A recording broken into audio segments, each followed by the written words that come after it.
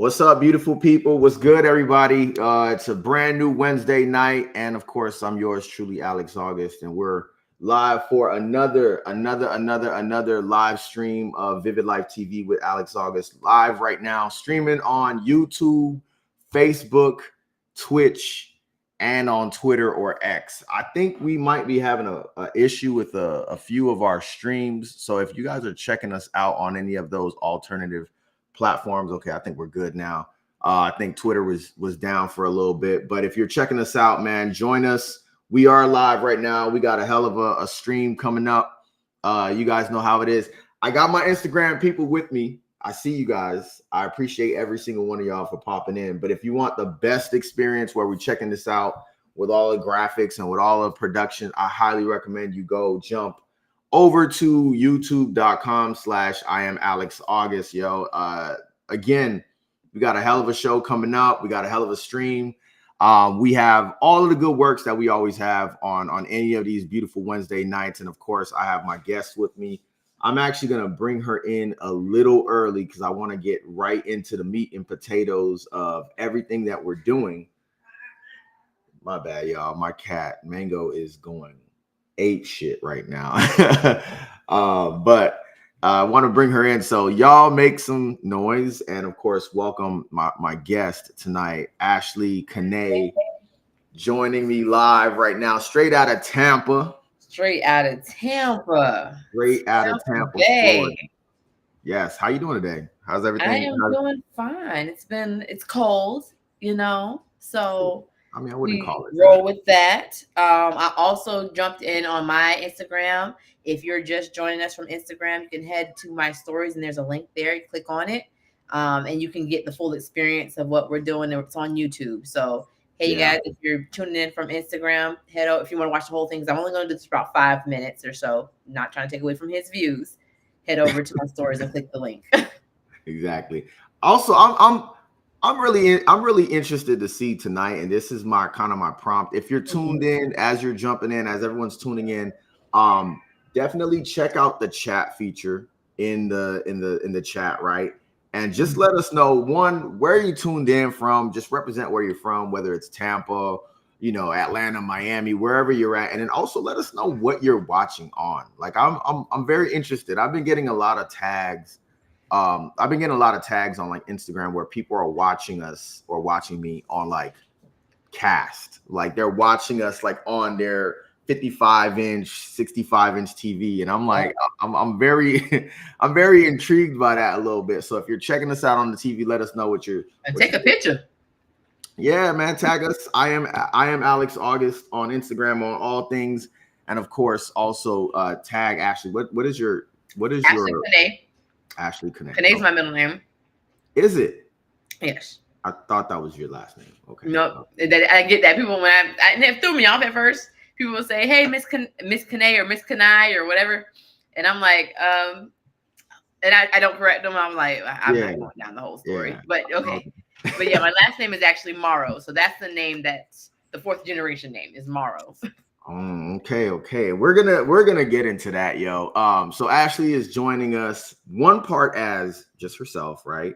Another part as the infamous Ashley Canay photography. I say infamous because I knew your name for years before I ever knew who you were. Really? Yeah, I told you that. From you were into photography. No, everybody was just like, "Oh, you trying to get photos done?" Ashley Canay. Who's Oh, the okay. Ashley Canay? I'd see photos on Instagram. I'd see photos on Facebook. I see photos on Well, you social taking media. photos now. You taking pictures now. I mean, yeah, I am. But Uh-huh. I met you through there's a group chat called like Tampa Models and Photographers or something like that. Okay. That's when I was like, oh wow, like she's like She's here. our age. Like I thought like you were No, I'm just a regular degular. I like going out and it's so funny because now I'll go places, and because when you put your name on your socials or whatever, people will come up to you and, hey Ashley, and I'm like, hey, what's your name again? And I'm like praying I haven't met them before in person or whatever, because then I'm yeah. in a headspace of, should I know their name? Have we had a conversation? Right. And then I'm like, it's awkward, and I'm like that. I'm very much so the awkward Black girl. Are you a you know, everyone has their label now. Or do you identify as like an introvert or extrovert? I am an extrovert. Okay. I am an extrovert. And I have my beliefs about that too. I think I went through a period where I was like trying to do that introvert thing. And I think social media really pushes that introvert narrative on people because they want you to stay inside the house. So you'll consistently see these memes about, oh, I don't want to go out. No, I want to stay in the house. And then I realized, I'm feeling a little depressed. And Nothing heals a little depression like going out, putting like your going best out to outfit your on. right, and then you feel even when you're around your friends, like and like I would get this euphoria feeling when I'm around people. I'm around having a good time with people, and I'm like, I feel really good when I'm around people, but when I get around when I'm by myself for long periods of time, I get kind of depressed, and You're my like a fix. real life extrovert, like for Mm-hmm. real, for real. See, Now, if you're an introvert and that powers your soul to stay inside, then stay inside. But I feel like I feel like there's there's a two lot of different extroverts versions. that are, huh? I was gonna say there's two different versions because a lot of people don't believe that I'm an introvert, but I am very much introvert. I mean, if you've ever seen me out and I'm dolo, which most times I'm out, I'm dolo. I'm actually gonna kill my Instagram. That's fine. We've done enough IG for now. But if you ever see me out, I'm usually pretty like reserved, chill. I want to be in that back corner, just kind of like hanging out.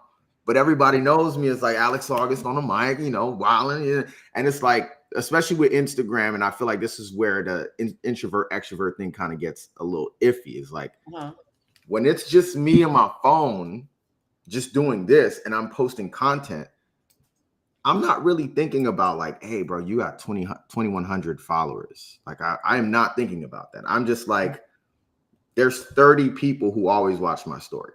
And so when I go out and people are just like, yo, it's like actually kind of dare I say a little overwhelming, where I'm just like, oh, Really? okay, like, hey, you wanna give me an extra 3 inches? Just that's cool. Hey man, I know you're excited, but like I'm not always at a 10, bro. You gotta just kind of give me a Oh little. yeah, no, I'm not always at a 10. Now that's the other thing social media will do. Yeah. And social media will also give other people that perception of you that you're easygoing and you're gonna go along with everything they're gonna go with. And I'm like, when you get to know the real me, I'm like, I don't, you ain't gonna talk to me crazy. I don't really like arguing. Right. Like, you do this independent Black woman thing, the tropes and all that stuff. I'm like, that's all great and good, but you the man. So Yeah. do the man thing. I'm like a lot. I'm just cool with people just literally just walking up and be like, what's up? Yeah. All right, cool. And then move on. Just, yeah, no, you are like that. Because I've seen you out in public and you're just like, you don't even have to move on. You could stay there, but just like don't bring the circus. Just be like, what's up, bro? You could. I don't want all the extra. But like when people are like, yo, hey, yo, it's like, hey, yo. You're just like a low-key person. You're here, and I'm like here, dog. Like I just walked in. Next time I see you out, I'm gonna like start jumping around in circles. You saw me at Alpharilla, and I was actually kind of, I was good. Like that was a really good environment where I was like, yeah, it was cool. But it Did you was go to? just You didn't go to Gasparilla. no, I didn't go to Gasper. I don't do the parade part no more. You know what I mean? I don't think I have it in me to do the parade piece anymore. We got some comments. We got Cherie in the commentary. She says, "Hey, Ashley." Cherie. I was just watching y'all show before. Really? What y'all talking about? What were you guys talking about? Mavlaw's law, something like that. Hierarchy of needs. You saw me at Alpharilla, and what did I had already had my hookah, so I was good. Like I had hookah, and I was just there, like, hey, there's people and there's good vibes, and I was good. I was straight. Any other time, I'm like, hey man, I'm about to head out. All right. I like to go out, but here's my Achilles heel. If I'm tired, I'm going home. And my friend Jamaris, he always jokes with me, like, if I could do day parties but if I think what it is. I think what the thing is I have a limit of time. That's what it is. After about 3 hours, by hour 4, I'm done. That's a lot. I'm ready to go home. So if it's a day party and say I got there at like 4, about 7 o'clock, I'm looking like, that's a lot. I'm a 90-minute guy. Oh, really? Yeah. That's the most I can do. That's the most I can do. 3 hours. You get 3 hours out of me. And then like some people, they'll say, oh, we're starting up at 7. I'm like, okay, well, about 9 o'clock. And you know what else is kind of my fault too? And we'll talk about this later when we talk about socializing in Tampa. But one, I live my life in 90-minute intervals. So after 90 minutes, I look at my phone. I'm like, I might head out. Or I'll be like, just give it another 90 minutes. So that's how I end up there for 3 hours. But also, I'm chronically early. You're chronically what? I'm chronically early. Like I am always on time for stuff. Even when I try to be late, I'm always on time for stuff. Like I'll be like, let me run errands and I'm gonna go do this. I'm gonna go grab a coffee and I'm gonna eat and I'm gonna go pass by the post office and I will still end up at this event at 5 o'clock knowing they're holding their line. I go to stuff on time because I know I'm going to leave early and I just want to make sure my face was shown and I was there. And then I'm gonna leave. Yeah. I don't blame you. It's tough. I am I'm moonlighting as an extrovert, and it is a challenging experience. Yeah. So if anytime y'all see me out and about, I don't know how I used to just handle it so well when I was younger, probably because I was like drinking and stuff like that. But I used to handle it very well. So if y'all see me out and about, just give me a quick little, how you doing, bro? I'm good. I'm good. People coming at me high energy. If they come to me, hey, how you doing? I'm good either or. But I think I had to come to the realization that I'm actually an extrovert. And then I just started realizing the things that I was seeing on social media and like the content that worked. It doesn't resonate. It doesn't resonate. I thought I was trying to make it resonate with myself as like, yeah, no, I don't want to go out and yada da da. That's why I was like, you know what? I actually enjoy myself when I go outside. And then there's too many layers to this now. Because now there's like introvert, extrovert, and then there's homebody. And it's like you can be a homebody and be an extrovert. No one ever, like everyone, like everything that they basically call an introvert is just a homebody. Everything that they call it a homebody is just someone who's probably an extrovert who's just tired of the same thing over and over. It's kind of right. The vibes. It's always the vibes. Yeah, it's the vibe. It's on every flyer. The vibes. The vibes. That's like when we were in college and every event was like, it's gonna be epic. Yes. It's gonna be epic. 2010, 2011. Oh, tonight it's gonna be epic. It's gonna be a movie. Like, hey, bro. It was. Everything was a movie.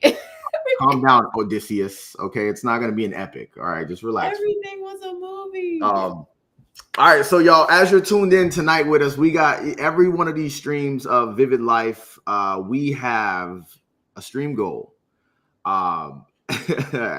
What's good to Alicia? She says, I'm a homebody extrovert for sure. I'm becoming one, y'all. Like I'll be in the house. Like I can't do it. I'll be in the house too. But I can't explain it when I'm outside and I can get around my friends or whatever. I have a great time. Or if I just go out and I go out dolo too. Like if I just feel like going to the movies, I'll go. Yes. My friends like, and I am intentionally dolo. Like I've had people, what time you? Don't try to clock me. What time I'm coming? I'm gonna get there when I get there, and then I'm leaving when I feel like leaving. Like I don't mind people riding with me, but I start cringing because I'm just like, you want to stay, don't you? I'm ready to go. Like I'm ready to go. Like, yeah, exactly. It could be 7 o'clock, and I'm like, I'm ready to go to Waffle House. Like we I'm driving cool with separate. We Yeah. driving separate, baby. When I was in school, I used to be the designated driver, and I would have, I would go out with my line sisters, and Canay's, they call me Canay. I would always go by Canay when I was in school because there was too many Ashleys up there. But on by Canay, they're like, Canay about to leave. It'll be like 11:30, something like that. I'm about to go home, and they play like they want to stay all night, but some of them jump in my car though because you ready to go home too. Yeah, late. Yeah. I've just never been a late. Like some people go to bed at like 4 or 3 o'clock in the morning, and I'm like, how? You know what time I went to sleep this morning? How? What time? I went to sleep at 5:20. Wow. My alarm goes off at 5:55, but I snoozed it, and I basically slept in like a oh damn, let me get this hour and a half in. You know what? That's crazy. I have to go to sleep. You know how people, and that's the thing, people get hangry. I don't get hangry. I do not get hangry. I've never gotten hangry. You just if I'm hungry, I'll chill till I get some food or whatever. I get angry. I get angry if I'm sleepy and you are keeping me from my sleep. I'm ready to fight you. I'm not even playing with you. I believe you. We are going to fight. Believe you. I 100%. I've never seen you at an event past 11. So that's clue number one. I said I've never seen you at an event past 11. Like I've never seen you at like, I don't know. I'm never. You shall not ever. Because I be in my bed. I love sleep, and I just like being in my bed at night, winding down or whatever. I can't. Sleep don't love me. I love me some sleep. If I'm sleeping, you are keeping me from my sleep, you are officially the op. You are the enemy. And okay, so basically what that means is Alex, don't make sure the stream don't go past 11 o'clock. Because I know you saw how long that Cherie I'm home. I'm in the comfort of my home. With that, I'm out. And then if I'm here at 10, that means I have to check another 30 minutes or so to get back home, take a shower, do the things. Like, it's just too much. I bet you have a blanket underneath that chair. That'll be the bat signal. You're probably gonna reach down and be like, yeah, for real. My brother. That's crazy. Right now I have this. My God. It's a towel. It's just a towel. Hey, I be knowing when people are the blanket type. Like I had a blanket sitting right there. It's right there, actually, right there. I got that blanket. I got 3 more blankets over there. So my brother got married. This is like 5 years ago. I think they're 5 years in. Their wedding night. Don't let Alex keep you up past your bedtime. Hey, listen, I've been trying to maintain this. We are done at 10. I'm fine with that. I'm home right now. Okay. I'm home. But if I was out, I gotta get home. I gotta get home. I gotta drive. I gotta be tired. I've fallen asleep on the road before while I was tired. Ran into the median. Like it was a serious situation. Like stuff I get, and then I think the other thing is that my iron's low, so I'm iron deficient. I'm anemic, so you get fatigue. I get really bad fatigue. Like my eyes can't stay open. I'm like, I used to be anemic, so I get you. How did you unanemic yourself? When I was young, they put me on these iron pills, and I was on the iron pills from age like 7 to like 11. So they were iron pills and they were weight gainer pills because I was like really, really small. And I took them until about the age of 11. So like the little test they do when you prick your blood and you drop the blood and you watch, like they would do that constantly to be like, hey, there's just not enough iron in your blood. And finally, I think it was kind of like maybe like a steroid that got my iron levels finally balanced out. So I was no longer anemic, but shoot, I'm 34 years old now, and the number one thing that everyone ever says is like my hands, Like if it's cold, my body's not cold, but my hands are always cold. My hands, my toes. That is like the one last little lingering thing of like being anemic. Like I was so badly anemic, I wasn't allowed to spit. Wow. Yeah, I wasn't allowed to spit as a kid. I remember, like, I don't know if my brother's watching, but he probably could justify this and verify or validate this. But like, I remember playing with toys when I was a kid, and my brother walking in and be like, "Your ass need to stop spitting while you playing with the toys. You need to save all your spit in your iron." I'm like, "Damn, bro, I can't even play with my I didn't toys. even know that. But yeah, no, my fingers and my toes are always cold. Always I have cold. serious fatigue. Like, and I'm cognizant of it. And I like when I'm driving and I'm like having like an episode where I'm like, I need to like close my eyes. I like turn on the music. I'm like shaking my legs. Like I need to get home. I need to get home. Oh my So, God. yeah. You gotta get your broccoli and your spinach. I have iron gummies. Okay. I have iron gummies, so it's a much better experience. I don't like taking pills like that. I have iron gummies. I love broccoli. They say the red meat, but then I've been watching. You can't watch these Netflix documentaries. They say don't eat the red meat now, and I'm just propaganda. It's messing me up. Don't make me turn this into Joe Rogan, but it's propaganda. It's always propaganda. Okay, I don't. If it's a Netflix documentary, they're trying to get you to. Them chickens, though. Them chickens be looking outrageous. Yeah. I mean. Wait, was it you that was I was talking to? Who was I talking to about the size of chicken wings? And chicken wings being too. Someone was saying that drumsticks these days be too big, and I was like, "That's the size of a chicken." Like, have you seen an E-board chicken? Like, the drumstick should be pretty big. Okay, I need to look at it. I need to look at them like real good. I do because they do got some thighs on them sometimes. I mean, chickens are big animals, y'all. Like, these are not like little. Oh, I ain't been on no farm. I don't do that. I don't know. And when I see them things in Ybor, I go the opposite direction. So I really have not been looking at them. I didn't realize how many people were afraid of chickens till this past weekend. I'm not afraid of them. If it attacks me, it's going to win. That's all. That's what I'm saying. For sure. But they don't have their nails clipped. That thing is going. It's going to win. I'm not going to fight with it. It won the battle. I'm not. So, but yeah. Okay.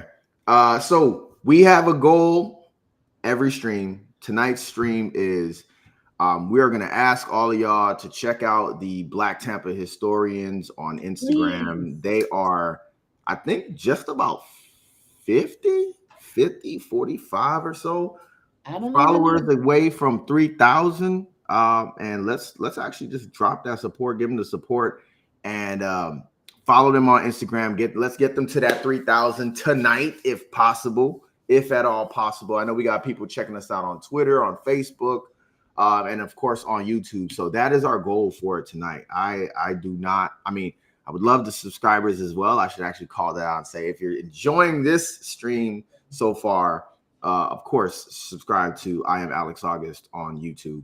But for tonight, we're focused on this because there's so much important. I've been like talking to you as I kind of recruited you for this stream, but I've been like talking to you and kind of chipping away at some of the conversation that I've wanted to have on this stream. And we have had, like, we went to Lepley's. Well, I met you at Lepley's, and I was like, no, stop talking. Like, we need to talk about that on the stream. It's just like, what you're doing? Yeah, I was like, yeah, hey, stop talking real quick. Yeah, just eat your chicken. Matter of fact, Lepley's wings are kind of big.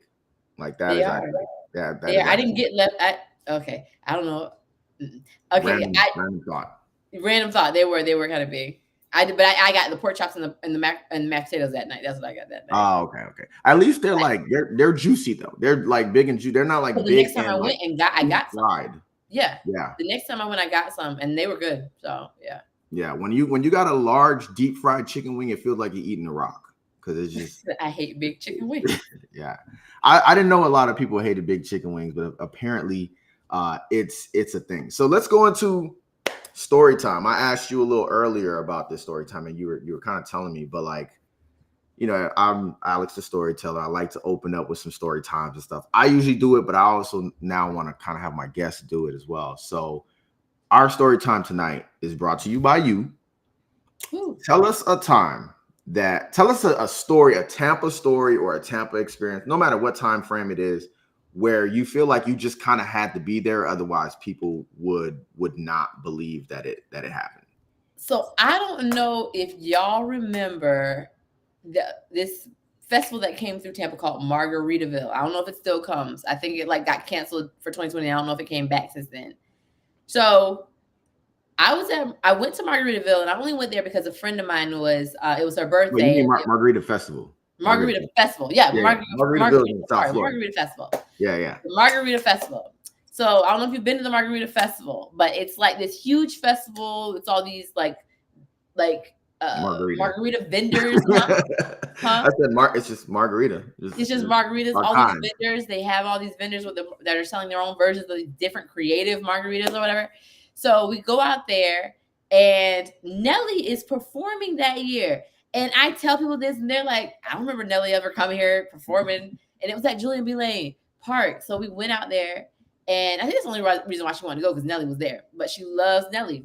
So I remember we're walking around drinking, and then it's time for Nelly to perform later on that night. So we're at like we're at the end of this big mob crowd, right? And at the back of it, and the stage is like way far away. So then we navigate through this crowd. I sort of grabbed my hand, don't let me go, and there was another girl that was with her too.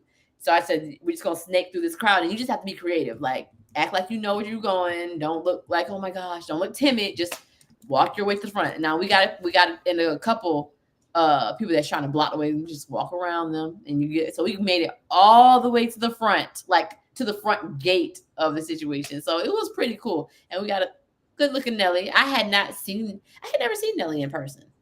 I've only seen Nelly and Beyonce. I think those are the only like two musical artists I've seen in person. Fantasia just came. I've seen Fantasia when she just came.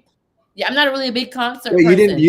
Okay. Neither am I. It will start running late. Now, even when Beyonce was here, I always get the front row of a section whenever I go somewhere. Yeah. Because if I feel like sitting down, I can sit down in your butt in my face. Yeah. So I always get. Even if I'm in the Raptors, I'm gonna get the front seat section at Raptor section. You know, Cat Williams is here twice this weekend at the Union. I got a ticket. Did you really? Yes, and for that one, I'm sitting on the edge. I'm gonna be on the floor, and I'm sitting on the edge. Yeah. What day are you going? The first day. Oh. So that's the second day is very cheap, and I think I might go the second day. The floor tickets are like they're more than half off on the second day. Really? Yeah, it's like I think the first day is like 380, and then the second day is like. Oh no, I paid on 380. So when I got it, they were like 150. Okay. 120, 150. So it's probably resellers now, especially since it's okay. I'm not buying them online. If I go, I'm buying it at the box office. I'm doing old school because them fees right now are a little crazy. But in terms of like people who've performed in Tampa, I feel like low key people don't realize a lot of people have been here. Like I was gonna say, do you remember when Usher performed in Curtis Hickson during the first college football playoffs? Like somebody just told me that. Yeah. Who was that told me that? And I was like, what? Usher? I feel like I was talking about it the other day. I don't know if it was me, but yeah, that was the day that I found out the Curtis Hickson Park can hold 66,000 people.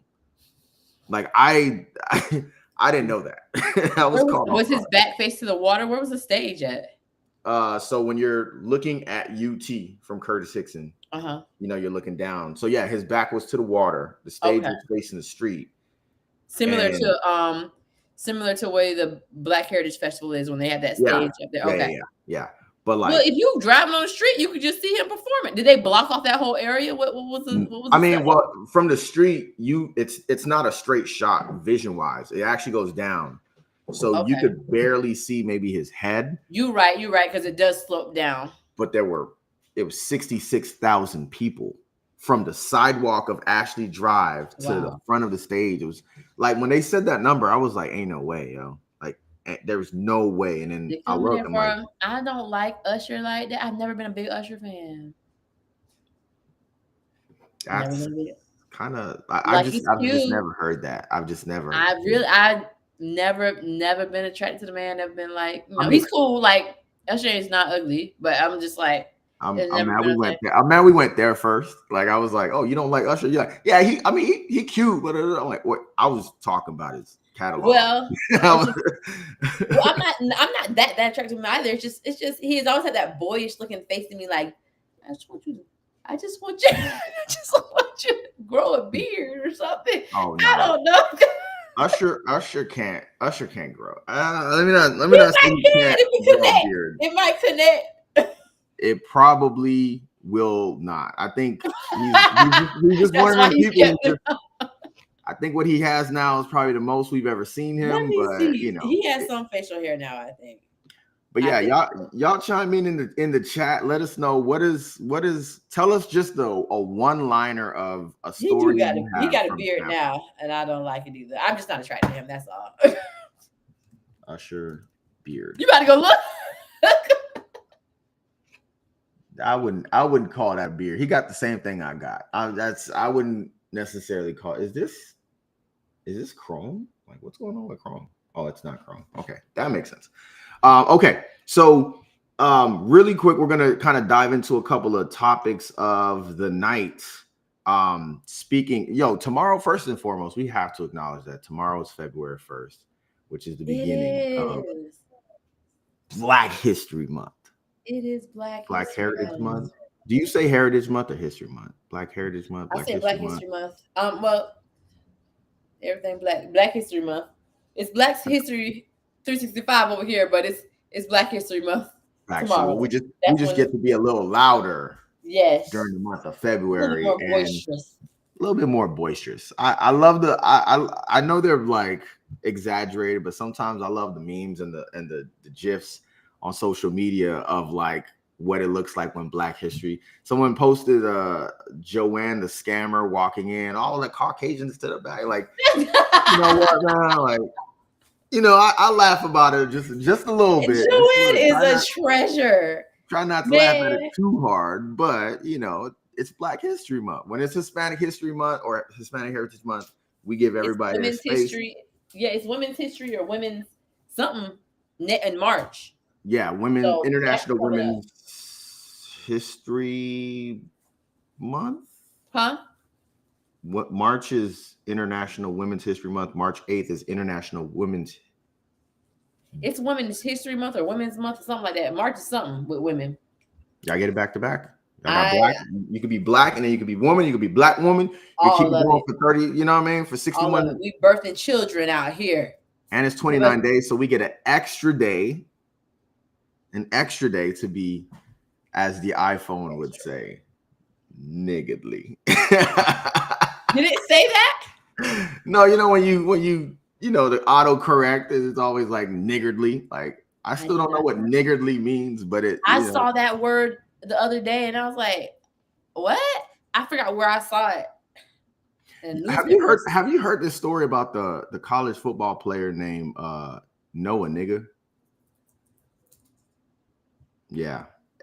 Look that up when you get a chance. I don't know what they're gonna do about that, other than maybe not recruit him, but apparently he's pretty good, and his name is Noah Knigga. His last name is Knigga? Yeah. And he's white. How did that happen? And he's white. Oh, no. He's not getting... No. Yeah, he's white. No. This is when America cannot say we don't see race, because this person's name is Noah Knigga. I need to look this person up. Because that's wild. It's like, all right, and down to the 15 is number 35 from the home team. All right. I need to see. Noah. Nigga. Like, they're not even saying Noah Nigga. They're saying nigga. Down to the 10 by Knigga. Good catch by Knigga. Wait, how's it spelled? It is spelled N-I. Wait, no, it's K-N-I. Hold on. Give me a quick second. Let me do my Google. How did that even happen? It is Knigga. Noah Knigga. I mean, his parents did it on purpose. His parents did it. That's like the girl that I knew at USF. Her name was Rock and Roll. Another girl named was Stormy Knight. You know what I mean? They Like, need to change the pronunciation of that. All them letters in that silent letters in that name. They need to change how that name is pronounced. there's maybe you can go Knigga. Figure that. Them I know what you mouths mean. go a different direction. I'm gonna take that opportunity as a black person to butcher his last name, right? Because that often happens. Like I'm still Alex Auguste, like all of these mispronunciations. How do you like for your name to be pronounced? My last name's pronounced August. August. Yeah. With an E. Yeah. Cool. Alex Auguste. They were definitely being funny. We got Alicia in the comments saying they had to sit there and be like, yeah, you know what'll really fuck up the world, baby? What? They legally changed their name to that, or that wasn't their. I think that's their family name. What if we just named him Noah? Come on, man. I don't know. Funny. I kind of feel like at some point you got to be like, you're setting this kid up for a rough life. Yes. Like, all right, we're gonna do attendance. Nigga. No. Whoa. No. Is it nigga? It's just a no. There's plenty of names, not even just that. Like there's plenty of names where it's just inappropriate and they're not supposed to sound like that. But I just feel like I don't know. Booty, John David Booty. I had a girl in my class when I taught at Armwood named something it was long and just it was like to Shakara, it was Shakara Sequoia Shay or something like that. It was something long. And I'm messing that name up. It was like it had the word sequoia, like the tree was in there. Yeah. Somewhere in there. You know what name I remembered? The name I remembered the other day from a social media video was Sharkeisha. And I was like, damn, that girl name really is Sharkeisha. Like we have to do better. Huh? We have to do better. We do. You know what? We do. So in talking about obviously Black history coming up, one thing that's kind of one of the top conversations across the country, obviously, is kind of this whole DEI must die situation led by none other than Florida's governor, because he's not my governor, Ron DeSantis. Mm-hmm. Trump has a part in it. Other states, 15 states now are basically kind of legal, kind of moving towards ending it. A lot of companies are getting rid of their DEI folks that they performatively hired back in 2020 when George Floyd was killed. And now it's starting to bleed over. I mean, I wouldn't even say now it's starting to bleed over because we've been feeling it even before. But it's bleeding over into Hollywood, where Issa Rae's show RapSh was canceled by HBO Max, which has a lot of people kind of up in a fury right now because the show was doing actually really well. It was slated to go on to, I believe, a third season. And now the conversation has been coming up that, you know, so many of our shows that tell our stories are kind of getting the axe from a lot of these networks. My question to you is, did you watch RapSh? What has been your show? I'm not really a TV person, so I'm more of a movie person, but I know enough of the shows to know that there's definitely been going on. But what are some of the shows that you've been watching, and were you ever watching RapSh? I will watch something if somebody tells me something is good. Mm-hmm. I'm a movie person, definitely a movie person. Here as of late, I have not been watching a lot of Netflix or TV. I've been reading a lot of books. This is what's been going on over here for the past 6 months. That's what I've been doing. And speaking of that, we have a book club, Black History Book Club, coming up. It starts in February 26th. It's going to be at St. James. So I meant to say that on here. Bam. Okay. Hey. You said at St. James? Plug. St. James is going to be a Black History Museum. That's where I'm going to be. I'm going to be a manager there, working with the Tampa Bay History Center. Okay. That's what we're going to be going through.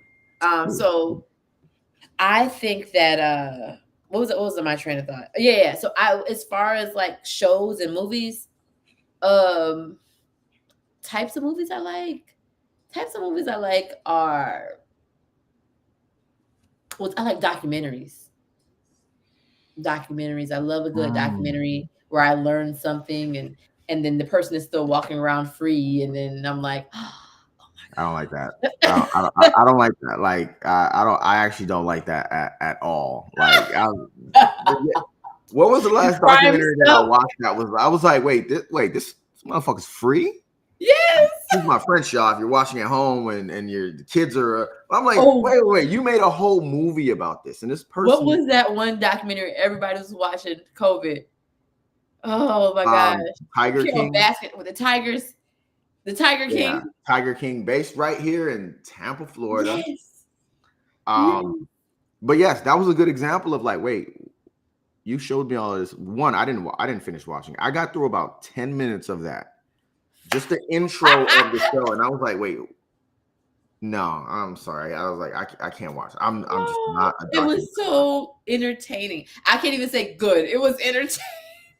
Yeah, it was entertaining because everybody was on lockdown. And if you were from Tampa, you were trying to figure out why Carol Baskin said she took a walk to clear her mind on Nebraska Avenue. Like, girl, who you trying to jig right now? You ain't take no walk to clear your mind. In the 90s. I love Tampa. I love Tampa, but Nebraska Avenue is like taking a walk to clear your mind on 79th Street in Miami. That is not. She was a hot mess. Everybody was a hot mess. I just was watching purely for entertainment, and then I watched that one show that everybody was watching. It was entertaining because it was based in Tampa. That one show I was watching, about, oh my gosh, where people like go in the pods and then they like isn't that Love is Blind or something like that? Love is Blind. I watched the first season. I didn't watch any of the other ones, but that first one I was just like, this is an interesting concept. And then now all these dating and there are a lot of dating shows right now, and I kind of feel like it's a little weird because it's like on one hand you have these platforms, your Netflixes, your Hulus, they're like a cycle. They've got to keep bringing content to keep you subscribed and to keep you engaged, entertained, and stuff like that. I love how like Netflix is always just like, hey, by the way, guys, here are all the Black movies we're bringing to Netflix. Approve, awesome. But I find it interesting that like shows get canceled, right, left and right. But then you have shows like 90 Day Fiance. You have all these random shows that are like, I just found out that one of those shows is on like season 4. I'm like, wow, like yeah. What is the other one? Married at First Sight, MAFS, right? I haven't seen that yet. I've seen it on the Netflix, like the list of stuff, but these are not shows that like, oh, you have to wait, like next season comes out next year, or they announced like the next season's coming out in 2026, like how Atlanta or Insecure was. It's like the show ends, they do the reunion, and 2 months later, there's a new season coming out. And I'm like, okay. They figured out it's fast TV. It's no script. Like there is a script writer, but there's no script. There's no actors you need for this. If anything, they're personalities. So they hop on everyone, TV. And they hop on multiple shows too. And I was like, yeah. Boy, you was just on the other show. Like when I saw they were doing that, I was like, okay, this is just. That happened with what is this show that was based in Tampa? The homies were on it. With Ocho Cinco's wife, Selling Tampa. And then there was like a follow-up show where some of the girls were like, they were on another show. I think they create like this sphere of like Netflix personalities, I guess, like reality personalities or something. Because when I watched that first Love is Blind show, and then I think I watched some other show where there was like a game. It was like a Survivor version of a relationship thing. And so it was a different type of spin. But I was like, you was just on the Love is Blind show. And then they have to tell you which Love is Blind. They're like, you're from season 3. And then they put like a flash back to the season 3 version of when they were doing what I miss? You know what I miss? And I honestly feel like they should just bring it back. And I'm showing all of my age right now, all 34 years of it. We're 34. I would be cool with if they just brought back your regular schmegular 7 strangers in the house. Give me my Real World back. Just bring back Real World. Like I never watched that. What? Wow, I never watched it. You missed I out. never watched it. I wasn't introduced to like reality TV until Flavor Survivor. Flav in New York, and what was something else Wow. I enjoyed watching in school. Because when I was home, we were very sheltered. Yeah. So it was kind of like they watched what we watched on TV or whatever. So like we didn't watch it. So when I got to school, I was watching like Flavor Flav and what was that one show? RuPaul's Drag Race. Loved that show. That's There's crazy. a bunch Because of like stuff. my reality TV was like the Real World, then Road Rules, then Real World versus Road Rules, and then Survivor and Big Brother. And then after like the third season of Survivor, I was like, all right, y'all, I'm clocked out. Like I can't do this anymore. There's too Into many a lot. personalities, too many people. The Flavor of Flavs, the Chance of Love, the Ray J Finds Love, the like it was just like, okay, I don't know. But And maybe meanwhile, that's my brother's in there watching what's that show? The black characters that used to come in the middle of the night on Adult Swim. Boondocks. Yes. He was watching that when we were younger. I had never heard of Boondocks till I got like older, and I was like, and like older, I mean like in my, I want to say when I got into school or something like that, like Yeah. or after I graduated from school, something like that. So he's showing me clips. I'm like, what is this? You know what's crazy about the Boondocks? And I learned this in the last 4 years. The Boondocks is written by a dude named Rodney Barnes. And he's not even a comedy writer. Really? No, he wrote. So it's not that Aaron guy? Aaron who? I thought there was a guy named Aaron that wrote it. Aaron Magruder. It might be two people, but I was gonna say like, who wrote Boondocks? I thought it was the Aaron Magruder guy. Aaron McCruger. Okay, hold on. Rodney Barnes is on it too. I'm trying to see.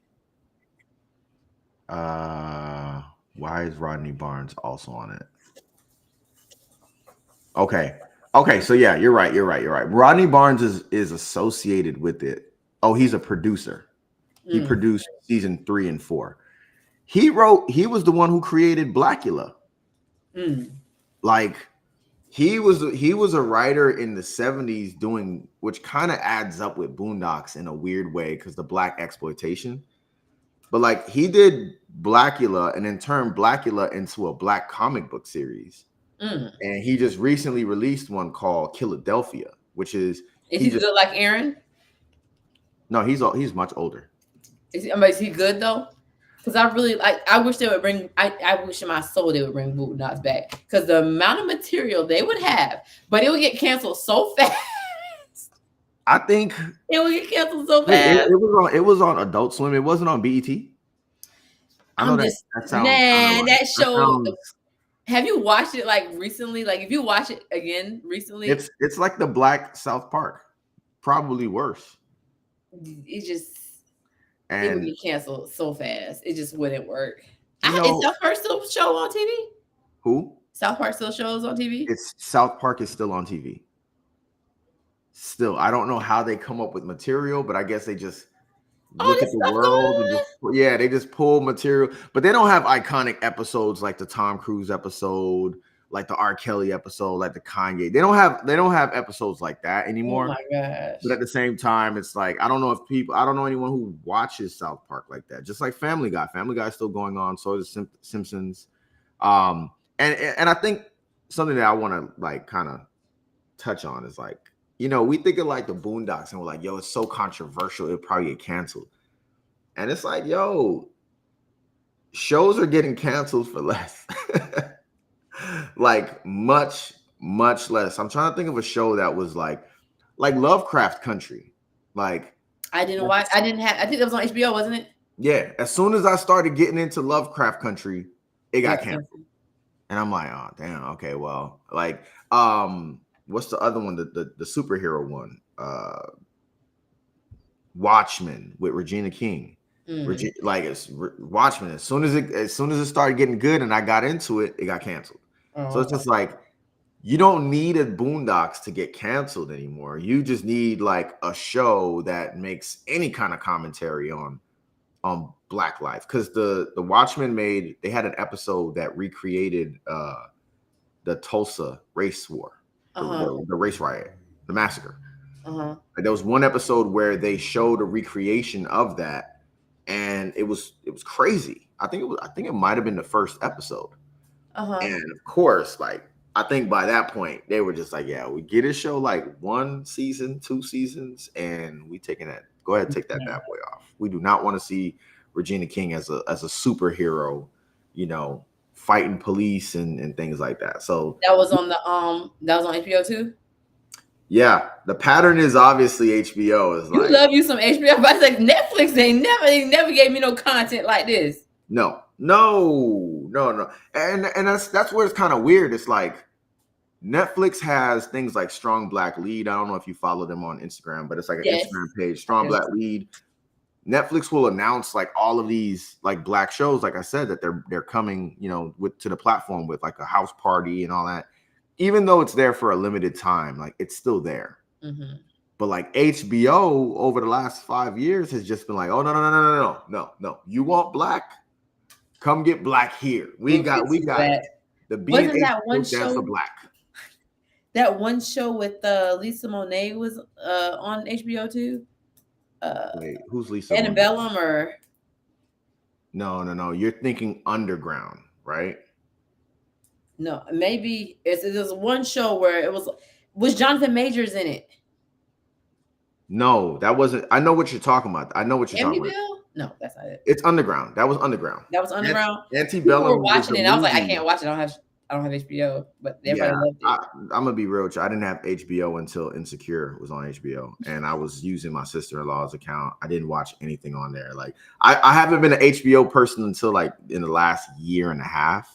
I don't watch enough TV. I don't watch enough TV either. I'm about to cancel Disney Plus because it's now $24 a month. Oh no, it's not. Oh, I'll be turning that off today. Yeah. Well, I got the bundle. I got the net. I got Hulu. Apparently, they gave me a bundle that I didn't ask for. I just want to watch my Marvel movies. But I have Hulu, Disney Plus, and ESPN. And it's $24 a month. And it's ESPN Plus too. It's not even like the regular ESPN. Either way, I don't care for ESPN. I can't watch no games on that ESPN version. Right. Like, and the Hulu's not live. So it's just like. Yeah, no, I will be turning that off because I definitely do have Disney Plus. And I don't watch it consistently enough, but I do love my Disney movies. I do. I do love my Disney movies. Marvel and Star Wars is what keeps me on there, but like all the other Disney, like it's just not enough for me. I don't have kids. Like I'm not putting my cat in front of the TV and being like, watch, you know, these animated movies. Like there's no one here to watch the whole catalog. Like I'll watch one show per quarter, and then that's really it. Right. So I'm canceling that. But wanted to kind of pivot into the conversation of like classic Black shows, because this whole cancellation thing that's going on, it reminds me so much of UPN. And I was talking to you about this a little earlier, and I was talking to like Bright Light about this, because like I have a what do people say, like, what was your Roman Empire? Like my Roman Empire was UPN. And it's like right now everyone is kind of seeing a similarity between UPN and Tubi, where it's like if you go on Tubi, which I don't know why people go on Tubi.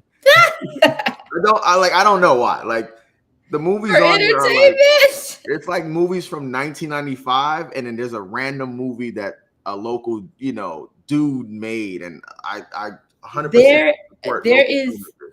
there is a space in TV where you are expecting excellence or you are expecting entertainment.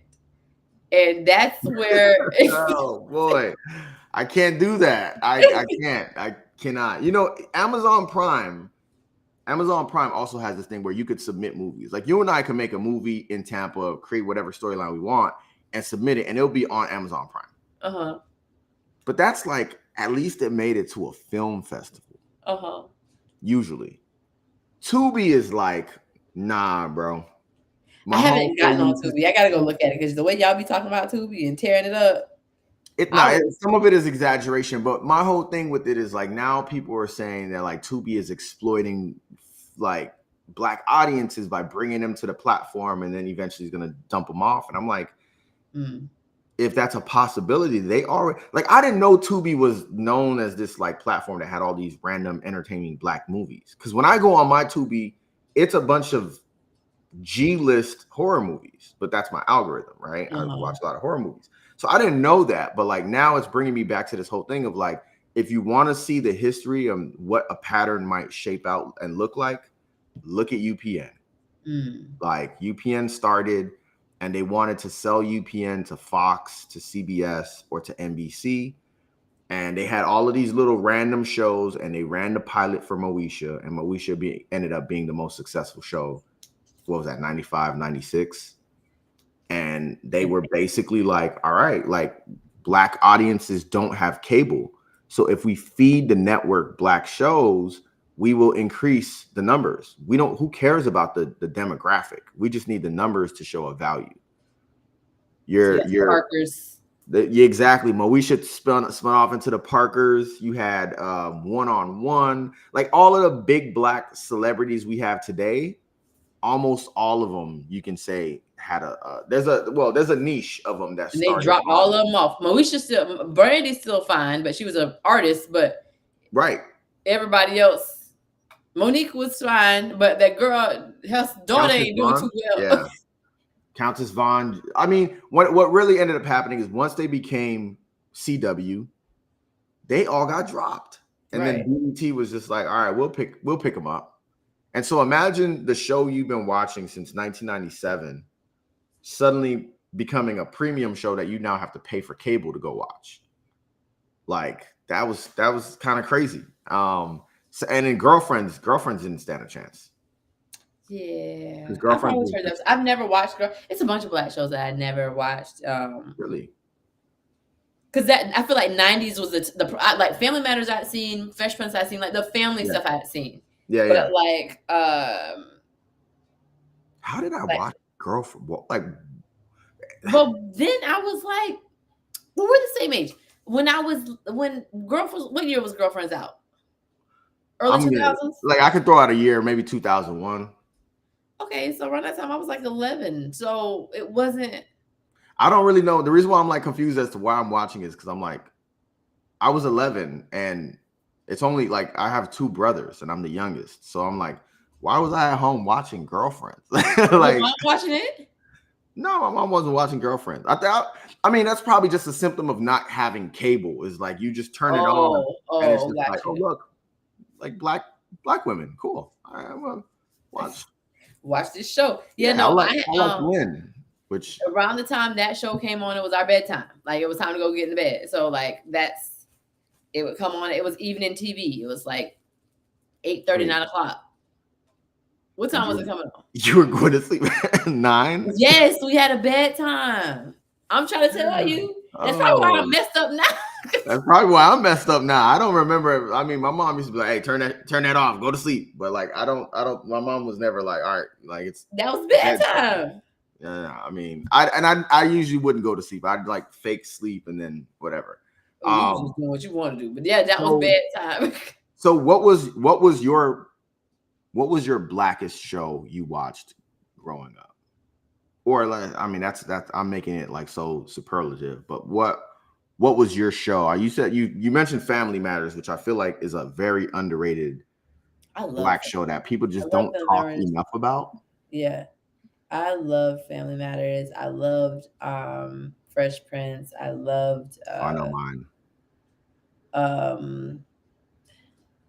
Cousin Skeeter. Like I loved Famous Jackson, which was on like these are Disney ones. Like Disney. Yeah. So I liked seeing people that looked like me on television because you don't really recognize how much representation matters when you're like actually experiencing it as a child and you're like trying to find something that looks like some people that have somewhat of a life that's close to what you live. And I would not, and my friends, they laugh. I didn't really watch a lot of Black films growing up. Me neither. I think I went to the theater to go watch that one movie. I think it was Hardball. In the bed, in Hardball, the little boy got killed. I know it from me. I was through with the whole thing. I was like, I'm ready to go. Like I think I walked out of that theater. I was like, I know they just killed this baby in this movie. So I grew up. I mean, we grew up in the 90s. So like for me, it was like I watched The Boys in the Hood. I watched Above the Rim. I watched Don't Menace to Society. Don't Be a Menace to. And then like once it got to like Baby Boy, it was like after Baby Boy, I didn't see The Wood until I was in college. I didn't see Best Man until I was in college. Like I grew up Belly, like I grew watching. up hearing those names, but I just if it didn't come on TNT or that other show, like I watched Money Talks, like I watched. Oh wait, Money Talks with Chris Tucker, right? Yeah, I And love Chris Tucker. yeah. I watched Life. I like watched Big Mama's House. Like I saw the things that came on TV. I actually saw some of those movies in the theater. So I saw Life in theater. I saw Big Mama's House in theater. But like Belly, I didn't see till I'm not gonna lie, man. I'm gonna put myself out there. All right. I've never seen Belly all the way through. I've never seen it. Like I've never seen it front to back. I know scenes, I've seen pockets of it and things like that. But like I legitimately like I don't think people understand that I legitimately grew up watching horror movies. Oh, okay. So that's what you were into. Yeah, it was just like watch Belly or watch Bones. Like I ran to go watch Bones because I'm just like, oh my God, Pam Grier, you know? I like black comedy movies. Now, when it's like the black gangster movies, it was like, yeah, I didn't watch this movie and the main character died. What? Yeah. Right. Like, what are we doing? Turn it off. You know what is one of my favorite movies of all time? I'm gonna say my favorite movie of all time, and I'm gonna say a TV show that I watched that I know a lot of people probably didn't watch. Favorite movie of one of my favorite movies of all time is Crooklyn. Crooklyn by Spike Lee. It's got Alfre Woodard as the mom.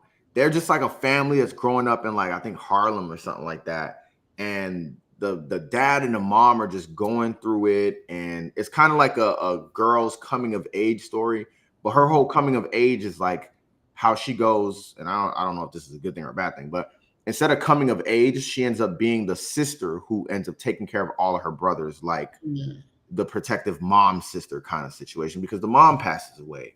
And she has but there's a one part of the story where she goes off to stay with her cousin, like her bougie cousins, maybe in like I think it's maybe Jersey or Long Island or something like that. And I remember being like, oh, that feels like me, because in the summertime I used to go stay with family and stuff. So I was always like, oh yeah, that kind of felt like, you know.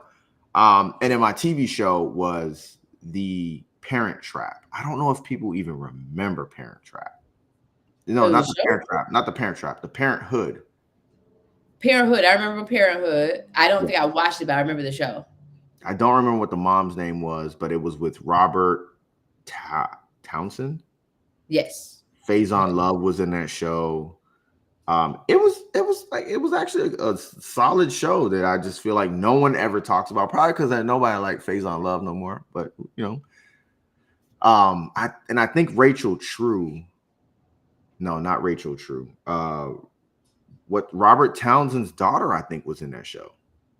I think so. I feel like I saw somewhere like that on Instagram or something like that too. And he doesn't get his credit for what he's done with Black TV and Black cinema, because he gave us Blank Man as well. So yeah. Yes. But what else shows are top of mind that you think of from the classics from back then? When I was a kid, I was watching Wishbone and the dog that was running around. I'm okay. So we kind of grew up the same. I was watching Mary-Kate and Ashley's show, like S Club. Like I was watching a bunch of just random things. So you were a Disney kid? Like you were? I was very much so. Huh? Do you have siblings? I have a younger brother. We're like 10 months apart, so he's not like that much younger. But like we kind of watch the same. Like if I bust out into a theme song, he know what I'm talking about. Like he don't play, but he wait, y'all are 10 months apart? I was born 10 months and some days. 10 months and like no. What's the calculation? 11 months and some days. Okay. 11 months, it makes a little bit more. 10 months. I was born December crazy. 13th, and then he was born November 2nd the next year. So I was for a little bit, for like about a month, we're the same age for a little bit. Okay. Wow. And yeah, my parents just was like, boom, boom, get that out of the way. Knock it out like back to back. But the thing is, my dad didn't want to have any kids up front. They were married for like 8 years before they actually had kids. I'm not mad at that. Shout out to them. Shout out to mom and dad for that. So I see it. You don't have to call it. I saw you grab the blanket, and I seen a slow blink. Okay, so we gonna get right into this. I know the slow blink because I've been slow blinking at work all week. So I'm just like, that poor child. Let me get this interview going. All right, so let's talk about Smart House. Yes, Johnny Tsunami. Johnny that Quay. Biker. What was that skate movie? Rocket Power. The skaters. Rocket Power. Rocket Power. I did watch Rocket Power. I watched Thornberrys. That's Nickelodeon though. Rugrats. Watched all that. I was a Cartoon Network kid. Yeah. When I had cable. Brink was the other. Brink. That was a skater. Like there was like a roller skate movie on Disney. You know the one thing that I'll say I missed out on is crazy. Like I'm born and raised in Florida. Mm-hmm. I had never been to Disney until I was an adult. Grew up with no cable. So like kids used to come to school and be like, "Did you see that show? It was Zion Universe and did it?" And I'd be like, "Yo, they know the songs. Like, what are y'all singing right now?" Like, and everybody would be like, "Zoom." Dances and Xenon. And I'm just like, dog. I was watching, Jason X the other day. It's like everybody, like everyone who grew up a Disney kid, and this is why I was like, "You're a Disney kid," is like because you know the songs from all of the like original movies that used to be on the network. Oh yeah. And I used to be like, "Yo, they wilding over there." No, it was actually hardcore. If you were a Disney child, like you loved all, but it sells you a dream as well. I feel like the fairy tale dream. That's not the way life is. You're not gonna find your basketball movie where the girl was like trash, but she was sharing shoes with her sister. I be seeing them on Disney Plus, and I'm like, bro, I'm glad I didn't grow up watching these shows. Now they're bad, but they make fun of them now on Instagram. Now, like they'll replay it and then they'll show. Yeah. Yes.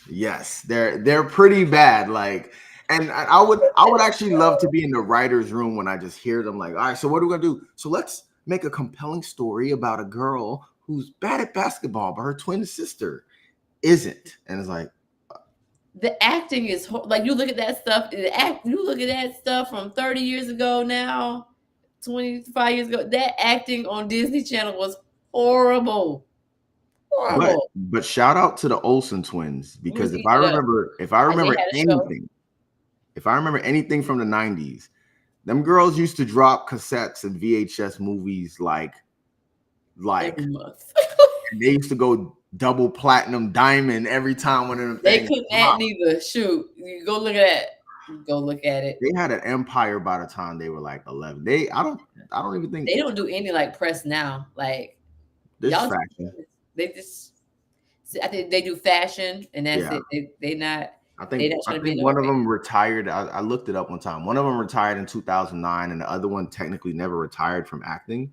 But the day one of the Olsen twins is in a movie is gonna be kind of crazy. Like I'm not gonna lie. Their younger sister is. Younger sister, and I remember I saw her in the movie, and I was like, she looks like you can kind of like. I was like she looks.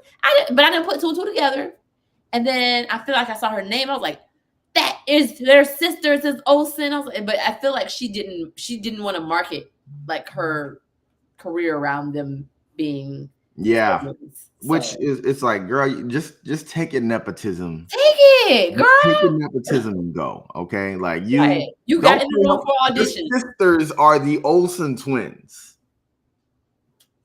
Like, do your thing, bro. Eat it up. We don't care. My cousin and I had all the VHS. I remember there used to be a poster that like they would drop a movie and then they would show you the poster of all the other movies you can go get.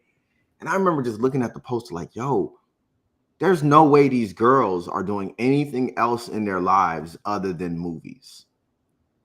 Cause ain't no way, bro. You dropped 3 movies in 1 year as a 7-year-old. It's a lot, but it was making that money. Making that bank. All right.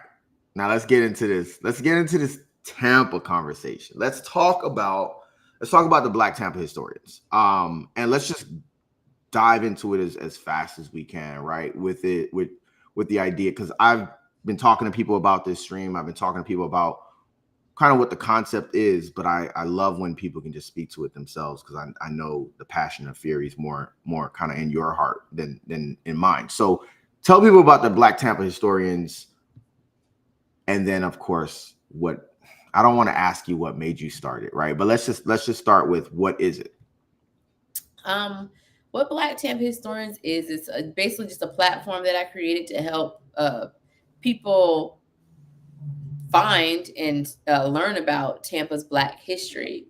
And it's not just for Black historians. The way it reads is Black Tampa Historians. It's not Black Tampa Historians. So that people, I kind of had to make sure people understood that this is not something just for Black people. There are there are white historians that know a lot of Black history, actually. Right. Very knowledgeable about our history, because they've picked up the books, they've read the books, and they just know it. So with me, what was kind of frustrating, and I started this a year ago in January of last year. I think I made my first post like January 6th of last year. Yeah. And what made me start it was when I started learning about things, I was like, all this information is in these books. They're in the books. It's spread out across the web. Sometimes some things are like not saying the same things, and that's kind of frustrating. But there was nothing for me to go to reference and say, okay, no, this is actually it, or that was actually it, or I need to go somewhere to ask somebody. So that's what was frustrating at first. So I was like, let me create a platform where I can kind of compile the information. And it's not, the information on that page is, I think it's like 135 posts on there. It's nowhere near as many. Like completed pieces, and that's something that I actually remember. That's also how I remember meeting you, because I didn't know you were behind that page, but I remember seeing the page and I was like, oh snap, this is dope. Like, oh my God, like I love history. And we ended up going back and forth via DM about, like, I think the Platt brothers. Yes. Where it was like, I had, because this is exactly how I got into my rabbit hole of learning Tampa history. When Bruce B. Downs was taking forever to get completed on their construction, I was like, yo, whoever Bruce B. Downs is need to come get his road. Right. And I was like, wait a minute, who is Bruce B. Downs? Bruce B. Downs, right? And then you come across this website, and it's got all this information about Bruce B. Downs, about Bierce Avenue. It's not pronounced Bears. Like, and I was like, oh, like Bears. No, it's Bierce. I was today years old. Yeah, it's Bierce. And it's crazy because the family still lives on Bierce. Like, they still live on Bierce. They stay right over where it starts to curve when you're going over to Dale Mabry. There's a large house and a field. And that is their original house, where when they settled from Missouri, or Kansas or Missouri, they settled there. And they were like a religious group, it was like a pastor and stuff like that. So I started going down this rabbit hole, and that's when I found out about Madame Fortune. That's when I found out about the Platt brothers. And I was like, oh, wait a minute, like, some of these years are crossing over. So some of these people knew each other. Oh yeah. Like, Madame Fortune is over here in like West Tampa, across the river, and just south of what we call Kennedy now, like the Platt brothers are in Hyde Park. So they probably were not cool. I would imagine they weren't cool. They were, all these people knew each other, and around that time, it's just so much. There was a lot of things going on around the time of Madame Fortune, and I don't even know the word. I have to increase my vocabulary. Not frustrating, but I feel like I'm in this world where they make it almost seem like this was some euphoric place in time when this stuff was going on, when this bridge got built. And as romantic and great as that sounds, there were horrific things going on in Tampa at the time. Example, I think it was 1904, 1903, and Madam Fortune is still around. Like, she's a lot older than this time. There, it was a man. His first name escapes me. His last name was Houston, and he gets accused of doing something with this young white woman or something like that. Whether or not he did it, I don't know. Even if he did, what happens is he gets sent to jail. He goes to jail. I know the story. Yeah. And then he's basically taken. That they just did that back then. Yeah. You would get arrested, and then they would break into the jail and steal you from the jail. They call them mobs. The mobs would take you, or if they take the keys from the sheriff and they take them out.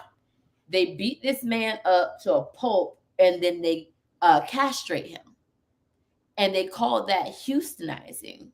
And I was just like, and that was a term that was here in Tampa back then. That's when they castrated, and it happened again to another man. So I was like, these people had been thinking, y'all some sick people to be doing this stuff. So and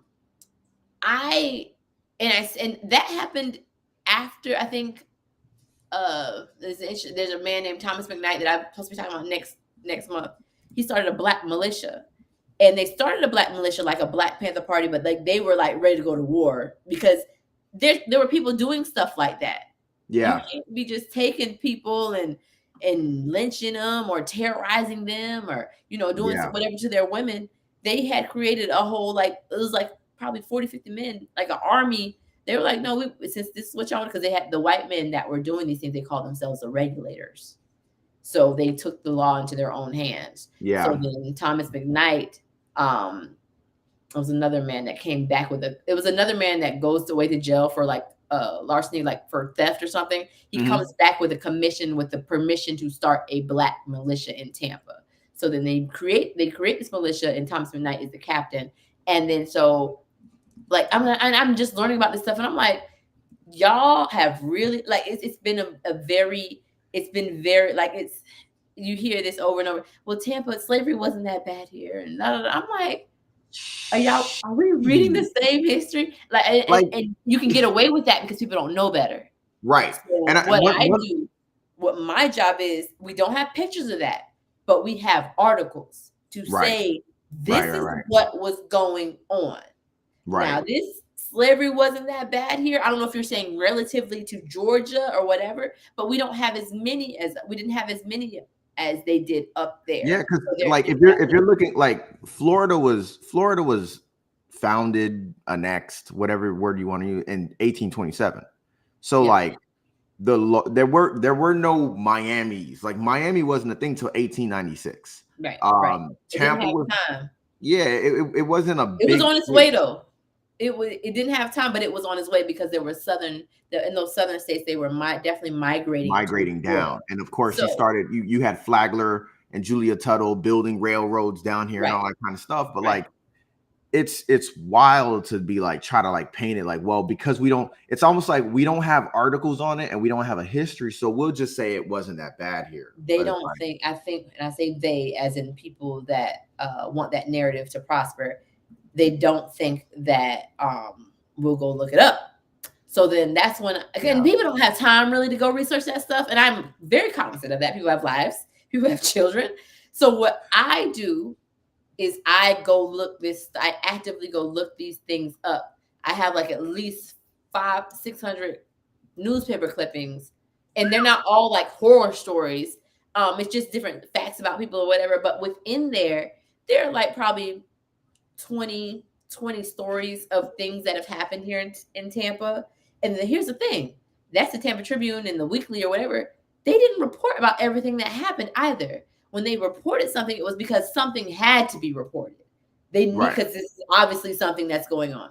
They didn't report when Joe Schmo took Ben out to the woods and hanged him. Like they didn't report that. So there's no way to know whether something happened like over here in Riverview. Like my dad says also, there's probably so many bodies buried out here in Brandon and River, like, because it wasn't inhabited back then. Right. Tampa was like, if you look at the city lines of Tampa, you have to crunch out all of, like, cut off the whole north side, right? So everything north of, I think, Fletcher, you can just let go of that. And then it really was like Tampa, and correct me if I'm wrong, of course, but like Tampa was really like, you know, your Kennedy, Hyde Park area, all the way up to like Waters, maybe. Sefner, Thenota Sassa was kind of inhabited. But it was really like, it was like a really small Yeah. area. Oh yeah. No, it was You very. didn't have I'm the thinking visual. about Indians were there in Yeah. Thenota Sassa. But as far as like settlers, yeah, they were downtown. That was it. Yeah, that was They were all that downtown. was Tampa. And one thing that I want to say is, like, I feel like we have to move away from, like, the one thing I'll say about Tampa and how I also started really getting into like the history is, like, you know me, I every now and then I go run on like Riverwalk. If you go on Riverwalk, there are busts. The entire Riverwalk, there's busts of people that are important to Tampa, and you can just, like, I would just walk. One day I was on Riverwalk and I just walked and I read all of them, and I'm like, oh, this is Plant. Mhm. Okay, because that name is all over Tampa. Like, oh, okay, this is, you know, such and such name. Like, oh, like some of these people, and then of course you have some of those that are Black people, some of those that are Yeah, I think Indian or Native Clara Fry American. has one over there too. Who? Clara Fry has a bus over there. Yeah. The one that was over the Clara Fry Hospital. She has a bus over there. And it's like literally the history is right in front of us. It is. Some people don't know where to find it too. And we're not a walking city, so Yeah. like you have to walk to see these things. And so it literally, you can be in this city for years, and if you never take a walk on Riverwalk, which I kind of feel like is impossible to say, but who knows? There's people that probably never done it. If you've never walked downtown, you wouldn't see the sign that shows the first block of concrete that was laid down, you know, by settlers. You like, there's so much to miss, especially if you're walking like this, right? If you're looking around and paying attention, there's just historic markings all over. It is. And I'm not even gonna, like, because there are some history pages, and I hope I never become like that. I don't want to fall into that. Where you almost get to this ranting rage, and you're just ranting and raging about whatever's going on. I try to stick to facts. Yeah. This is what this is. This is what happened. You feel or interpret it however you want to interpret it, but this is what happened. Yeah. I feel like sometimes we get lost in that with conspiracies. It just goes left. So the only thing that I could do and be proactive in helping people learn was to consolidate and create the information, a space or a platform with the information. And that's what I'm doing, like with these trivia cards. Whenever I put them out there, and the virtual stuff, I'm trying to get this information in the hands of people that may not want to go pick up the books, or may not have the time to read the books. Because that's the thing too. You need to have time to read the doggone books. So creating presentations. I got a presentation on Monday at a school. Like certain things like that help people interpret it. Because before I got into this, I didn't really like reading books. I wasn't interested in it. But now this stuff I'm very interested in reading. And like I was like, maybe I've just been reading the wrong stuff, and that's why I wasn't interested in reading. Like, you know, I think when I was growing up, I was reading a lot of fiction, or not. Yeah. Fiction is fake, right? Yeah. Fiction. And then after that, I kind of like fell off of that. Yeah. And then now that I'm reading a lot about Tampa's Black history, it's like, and I used to be that child in the classroom that would be reading their book behind their desk. Yeah. Like, I got a question for you. What is, as you're doing this research, as you're compile, like, I almost think of like the image you get from like movies of the person like in the library, in the card catalog, you know, whatever. But as you're doing this, what is the biggest challenge that you find in all of it? Is it a matter of like, is the biggest challenge finding the documentation? Is it the biggest challenge that it always ends at a certain point, like the trail of information? What's the biggest challenge in kind of putting it all together? What would be my challenge? My challenge is it's not finding the information. I can always you can either find it or you not, or you can't, or whatever. Like I'll simply just go ask a historian where would this information be or something. Yeah. And like right now, I want to find a photo of Thomas McKnight. Don't know where it's at. I Googled him while you were talking and nothing. Nothing. You're not gonna find a lot of pictures of it. And even Clara Fry, you're not gonna find a photo of her. You're gonna find that same painting of her, but you won't find a photo of her. So at that same time, I was like, well, we could just paint a photo of Thomas McKnight since y'all like to just paint photos of people, but this is called an interpretation, you know. But Clara Fry, well, I'm going to be talking about that story. I think that she was held to such a high regard because she was so nice and she allowed people to come into her hospital, whether they had money or not. So that was the one that they decided to lift up. And she was mulatto. So it was a lot of things going in her favor. But yeah, so the hardest thing I think would have to be is telling the story and making sure I get as much information as I possibly can into these videos without going over, but you still understand what I'm saying. Because I am not, this is the only thing I've ever done where like I'm in front of the camera, but I have to be in front of the camera because with social media, people only connect with you if they see your face. I could do a whole bunch of slideshows and me talking over things, but people don't engage with those for whatever reason. So, because I would have been done that if that was the case, but they need a face to talk to you and explain what's going on. But you get those same 90 seconds for reels, anyways, to get this story into one little video so that people can learn something. And then my hope is I use enough words, use enough names, streets, or references that they can go do their own research. Because sometimes people don't even know what to research. They're like, I love Tampa's Black history, but I don't know what to go research. So yeah, it's like you always need a starting point. You know what I mean? Yes. Right. Mine, like I mentioned, go ahead. There's a bunch of history buffs here in Tampa. I'm actually supposed to be working with a solid. We're supposed to be doing like a Black History meet and greet towards the end, like for history. It's called a safe space for history buffs. We're gonna have it at 7th and Grove. Okay. When? February 22nd is the date that we have so far. So that's what so Thursday. It's a Thursday evening happy hour situation. But we're just gonna try to like invite all the history buffs, people that, because I run into people like you or people like that are younger people that are interested in history. And I'll tell Mr. Hearns, like, no, there's people out there that care about this stuff. They just don't have anywhere to go have these conversations. Or share information. You know what's crazy? So I started with the whole Bruce B. Downs thing, and then I got really, really captivated by the Madame Fortune story. Like, you talked to me in 2017. I'm going to tell you how deep I got into that, right? So my first book that I published, We Missed the Meeting. It's a fiction story about, you know, the day we all wake up and there are no white people. Like we figure for some reason we get to a point where we're all just kind of like, hey, where did they all go, bro? And so, you know, in fiction, you got to build a world. You have to build your world.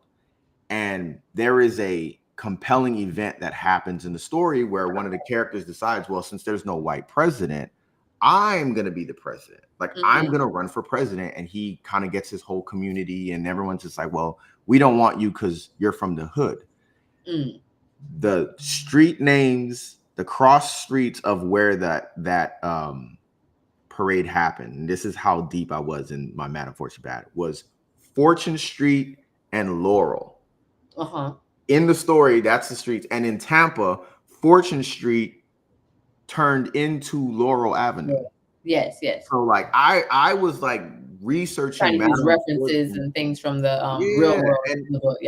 And I think the one thing that and one of the characters in the book is very much kind of like a Madame Fortune type character. Well, at the time at least, because like the way Madame Fortune and shout out to like Jamarius and all of them for creating Madame Fortune, the cornbread there. Y'all already know that cornbread fire. I can't have any. I'm allergic to gluten now, so I can't even enjoy. I will have another piece for you. Enjoy for me. I will pay the $18. But it's like so much of her story. There's a lot of like, on my end, at least at the time, the story would always end. It would be like, oh, okay. And then in 1906, I don't know what to tell you, bro. So it's kind of like I hopefully believe that there wholeheartedly believe that there's an appetite for people who want to understand. Because the thing that caught me off guard about Madam Fortune was like they called her a millionaire, and I was just like, really? They call a lot of people a millionaire. So here's where my realism Is that adjusted for inflation? I don't know what it's adjusted for. They called a few people a millionaire in Tampa's Black History, and I'm looking like that man ain't had no $1 million. Like it just wasn't making sense for me. Because I was like, it's hard to get $1 million now. And y'all talking about people that thought $3 was a good Right. Yeah. Like it wasn't lined up for me. And let me ask you this question too. And I think this is where I struggle with when you start to try to put pieces into these stories that feel so incomplete, is like you're still trying to honor the story, right?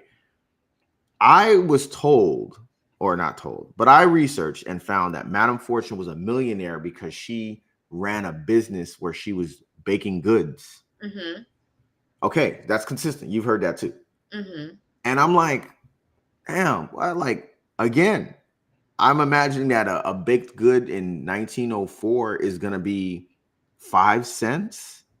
Yeah, it wasn't. Like, how? It wasn't no, it was. I think Tampa. What Tampa does, they inflate a lot of things. Black people own all the downtown. They just say stuff, and I'm looking like, this is not. It's like the uncle that's at that family cookout, and they just saying stuff, and then we run with it and all this stuff. Like it's just not real. They had a lot of money. They may have had a good chunk of money, but not $1 million. That's not what was going on. I feel like I'm sorry to bust the bubble. I mean, it goes back to the whole thing that I'm saying, where it's like you want to honor the people. Like I don't ever want to discredit. Yeah, no, they were well off. They definitely were well off. They bought land. They donated land to a church. Like, they bought the land over there where Strass Center is, and like on the east side of the Madam Fortune Taylor Bridge. And it was 33.69 acres. So 32.69 acres. So just under 33 acres. I remember that's what it was. Okay. 32.69 acres is what they bought. Her and her husband. Then he passed away, and it became her land. And it's a great story. But y'all got to learn these other stories that were going on around the time, because I'm like, it's too much that was going on. I was gonna say it's very, very fragmented, but that's how we learn history in America. Like, we learned it in like decades. So it's like, and then in 1910 this happened, and then in 1920 this happened, and it's just like that Jim Crow era in Tampa. That Jim Crow era, 1930s, when the KKK was all up and through here, rallying at Lowry Park, like that era is not talked about here. And my mom, I remember when I first started this page, my mama I remember going back and forth in the kitchen, right? In her house. She did not want me talking about nothing. Like, she was like, they're going to come and shoot them. Mom, they're not going to do anything. She was not, because I was telling her I was finding all this stuff on like the Ku Klux Klan. She's like, you can't be talking about these people, grandparents that did, and I'm like, girl. There's a little bit of reality to that worry, which is like you start uncovering rocks and stones and stuff like that. I ain't say nobody's name. Y'all was the ones posing for the newspaper photo. Like, I don't got nothing to say. I don't know what to do about that. Y'all knew y'all grandparents was in the hood, in their hoods. In their hoods. I'm serious. They was in these pictures, like. But what is the response that you've gotten to those kind of things from the public? They didn't know. They didn't know, and it wouldn't have been taught in schools. But my thing is the pictures. As a photographer, I like a good picture. Mm-hmm. But if we don't have pictures, we have articles, and articles, in a sense, is art. Words are art. These publishers, they wrote this stuff, and even if, and sometimes the voice of the publishers is racist, it's still giving an account of what happened, and it's no less important than a picture. Yeah. If anything, it tells you more details than a picture, but we love a good visual story. So Clara Fry's story needed to be told. So they got that painting of her. Because I'm like, I really want to trace down where did this painting come from? Who made it? Yeah, when you said the painting, I'm just looking and I Googled and of course go to images and I like you said painting and I'm like, okay, there goes the photo. Like I think this photo is on the wall in Ybor City, isn't it? Probably. Yes. Across kind of across from 7th. If it's her, then yeah, that's the same picture. Like the bus that's over there on the Riverwalk, it's based off of that painting. She died in like 1934, 1932 or something like that. So it's possible people saw her and then gave a description. And at one point a picture was drawn up. But I'm like, it's interesting y'all got no pictures. And she died broke. So it's interesting y'all got no Well, pictures. you know, I was gonna just call out the fact that I think there's a significance to the fact that you're a photographer and you're doing this, right? And in the history of what you see is like I it doesn't surprise me that someone who, like you said, died broke had no photos, because I almost associate this idea of like portraiture or like having your own self-portrait was something that like broke people didn't have, like poor people didn't have. That was such a family thing of like, oh, this is my heirloom that I'm going to give to my kids and stuff like that. And if I'm not sure if she had kids or not, but if you don't have kids and you don't have money, Yeah, there's no portraiture of you. yes, there's no portraiture of her and her family. She died broke. But now I'm kind of teetering on the idea of playing with AI and just making these people and just this is what it's going to be. And then you just say this is an interpretation, an AI interpretation of who this person is, and disclaimer. So that way Yeah. it's no issues. But it's like these people's stories they still need to be told, whether it's a picture or not. Shoot, Yeah. like whoever George Houston was, his story still needs to be told. Yeah. So I thought that was the sickest thing. You gonna castrate this man and then cauterize him just so he doesn't bleed out. Are y'all and then hang and still kill him? Like I'm just like, what? It's, you know, I immediately thought of, as you were saying that whole story, I was thinking about how much it sounded like Rosewood, Yeah. like the Rosewood massacre. And realistically, I think a lot of people forget how prevalent that was in Florida. Like there are a lot of massacres that took place in Florida. Like, I mean, across the country, obviously, I'm not taking away from that, but like, it's just odd to just, you know, you're here, when you're in Florida, you think of sunshine, you think of Miami, you think of the cities, you're in Tampa, you see it's a blossoming city. And it's just like, yo, at any given time you're in the city, like you're standing where like blood was legitimately Like what shed. triggered them to say, let's start a black militia? Really, like, is one of those questions that's like, I'm the person, like, I'm gonna ask a question like, why did they sit up and say we need to have a whole black militia, It legitimize had to be, ourselves? it had to be so, you know, it had to be so like just all over the place, happening so frequently Right.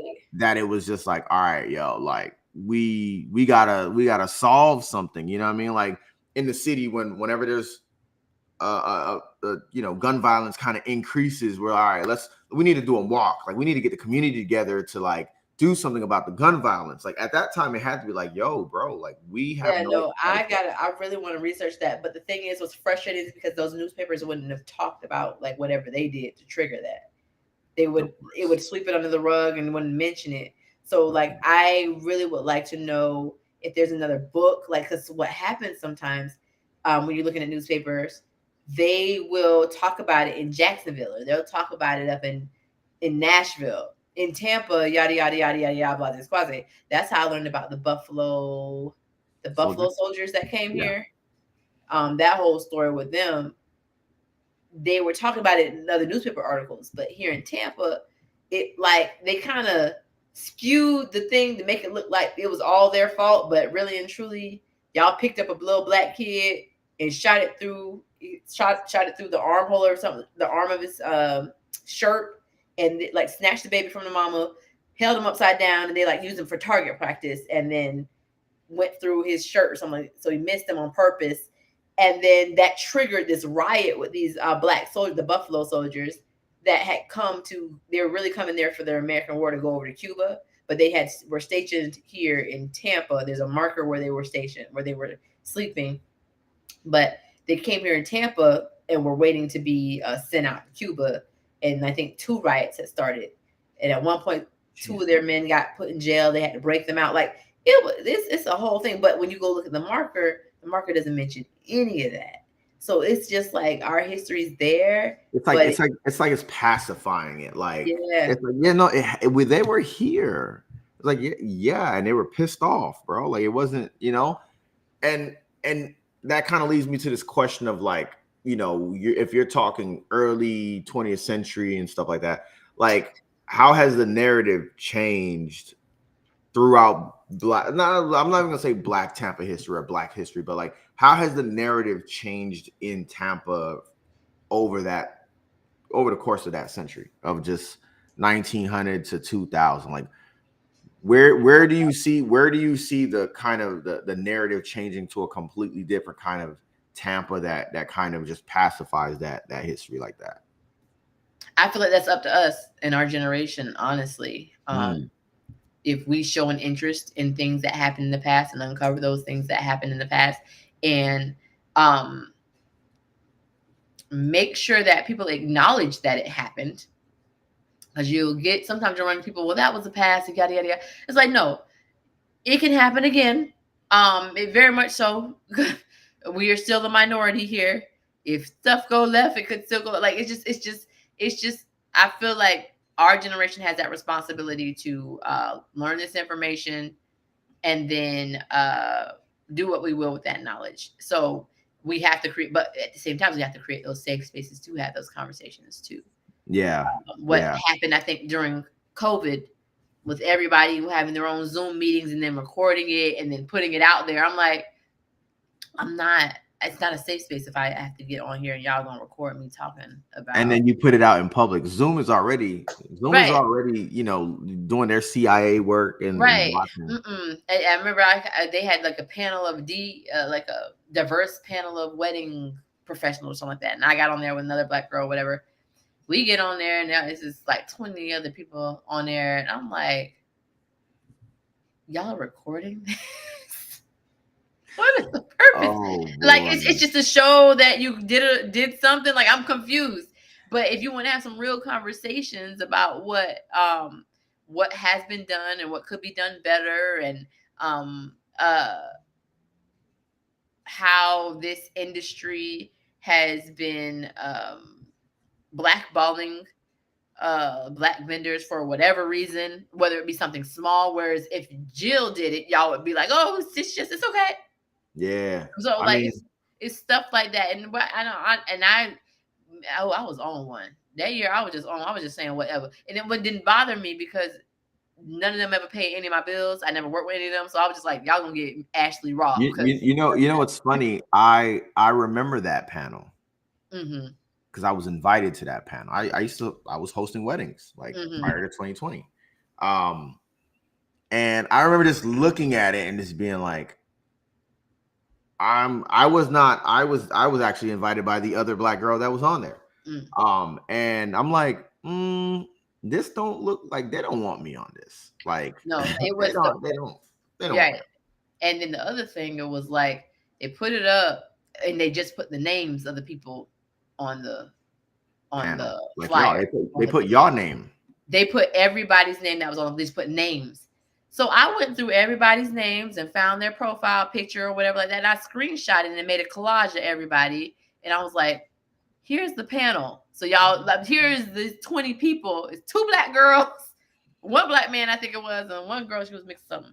And I was just like, and everybody else is white. And so I think they got on that post and were like, what's the purpose of putting us on? I was like, the purpose is to show we know what y'all doing. Like, you're going to get a whole bunch of people that don't look like us in this room. 2020 was wild. It wasn't a real year. 2020 wasn't a real year. Like, it was wild. It was so performative. It was actually kind of like it was actually kind of like disgusting to watch. Like, it's like, Yeah. oh, please No, stop. I Please. got on that thing. I was like, y'all getting on this video to come and peacock and show y'all care and all this stuff. Because I did not give at that point. I didn't give no S. So then after the video, they were like, "Oh, it didn't record." I was like, "Yes, it Yeah, they're like, we're not putting this out. did." I mean, That Tampa, lady said, "We didn't record it." Tampa is. It's like, and I'm really the right person to say this because I love Tampa and I get frustrated with Tampa at the same time. It's like the one thing, and I think this is something that I always kind of mention is like the one thing that frustrates me about Tampa is the willingness to erase history, like almost casually, like on a very everyday casual thing, just kind of like, oh yeah, all right, cool. And then the other side of it is like willing to sell the cultural pieces of the city to the highest bidder. Mm-hmm. Like there's always a higher bidder to give a piece of Tampa away to. And it's kind of wild when you think about it like that, because it's just like, I'm not sure if you sell out. People will sell out real quick. very But I try not to be try not to focus on it. Because sometimes I think if I'm in that same position, what the hell would I do? I would try to think of a way to be able to make sure that my community still wins. I would, but if somebody's holding $1.2 million in front of my face, I don't know. I'm not in that position to even be able. But all you got to do is say right? And yeah. All you got to do is say, yeah, I'll take the money and. But in the person that's handing the money in their mindset, this is enough money for you to just shut up and do what I need you to do. And that's what's so frustrating, because then you're gonna sit over there broke and looking like I could be 1.2 million. I'm gonna throw in my and. You're gonna have to say no. Yeah. You're gonna have to say no to my and 3 times. Like you know what I think a lot of people don't realize too is like Tampa is a huge city when it comes to music. Yeah. Like Ray Charles used to live here. Yeah. The Blue Note over on Nebraska Avenue. He lived here for like a year though, so I want people. I mean, try to tell people, don't give them that's the glorifying side of Tampa. I'm telling you, you can tell me every story, and I'm like, what really happened? But he was here. I mean, he was here. He stepped foot here. You know what I mean? But he wasn't here like he was here when he was like 17, 18, and left. Like it wasn't. But he came back because the Blue Note that's on Nebraska, which it's not even a Blue Note no more, because let me get to what the history. Like the Blue Note Tampa was part of the Chitterling circuit. Mm-hmm. So all of your black, pre-Motown blues people, they would come to Tampa and stop at the Blue Note, and like it's not a big venue at all, but like if you can think about it, like it's still there. It is, man. It is there, and it's now. I think it's a gay white bar. That's what that is. Yeah, that used to be across the street from Saunders Library. Yeah, I didn't know what that was. That used to be the Blue Note, and it wasn't this gay bar 2-3 years ago. But I didn't know what that. I saw them renovating it, and I was like, what was that? 2-3 years ago, I think it was still called the Blue Note. Oh. Because I had it on so I have I'm a Google Maps person. I have a pin dropped on all of the murals in Tampa. And then when I got interested in like the Chitterling circuit and all the places in Tampa and Florida that were part of the Chitterling circuit, I was like dropping the pin. So I was like, I'm gonna go there one day and I'm gonna go like in. And I just never got a chance to. And then finally, when I got a chance, I pull up and I'm like, wait a minute. Like, what is that? They came in and renovated it, and it happened so fast too.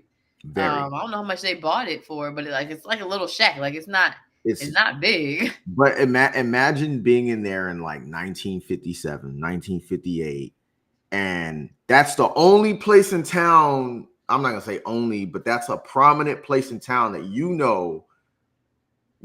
whatever big artists you can think of in the country, when they come to Tampa, they're going there. That's basically like your Ritz, your Ritz. That's the Amelie to you in 1958. So you're going there and it's jumping. Yeah, they had the Blue Note, the Blue Room That one was on Central Ave. It was a big room too.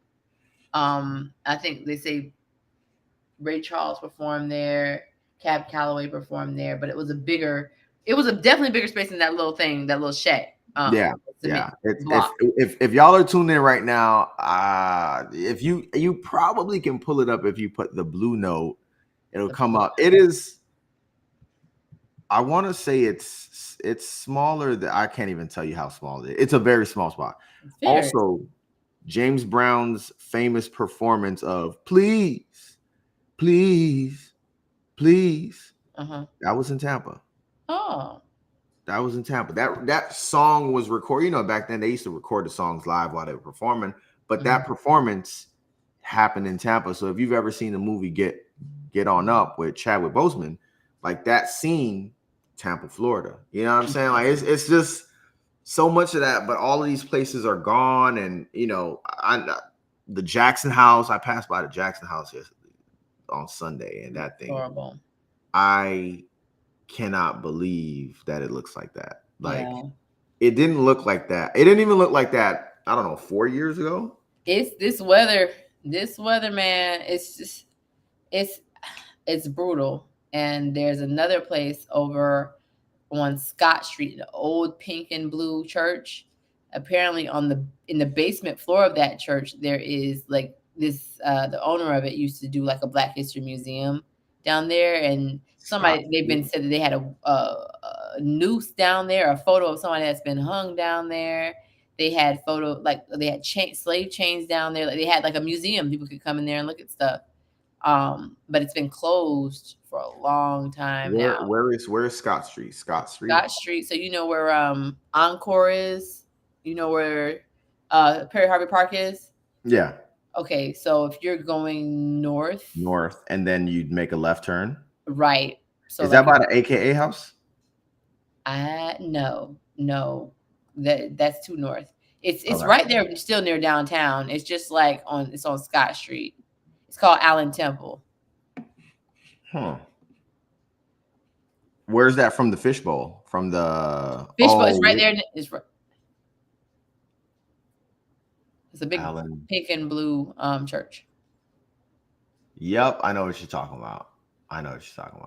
Yeah. So there used to be a Black History like museum type situation down there, but it was like the owner of the church had like, I guess, curated a bunch of stuff that they had. It was old stuff, but he ended up closing it, and there's like windows and things that are still like open, and they're exposed to the air, and people think it's probably all damaged in there by now, but he won't open the doors, and stuff just stays in there now. Yeah. So with your work, I mean, and earlier we talked about it, so we can tap into this a little bit. 4th generation Tampa, you found that out kind of late in the game, but with everything you're doing, right? What do you like? What is your hope for people to kind of tap into their roots? Next month, I would love to like give an assignment. That's something else I want to do next month. I want to give an assignment that people, one, follow their bloodline, looking up their father's father, see how far they can go. I would, if they don't have that, do your mother, and then go up her father. And then another one would be to figure out where they lived.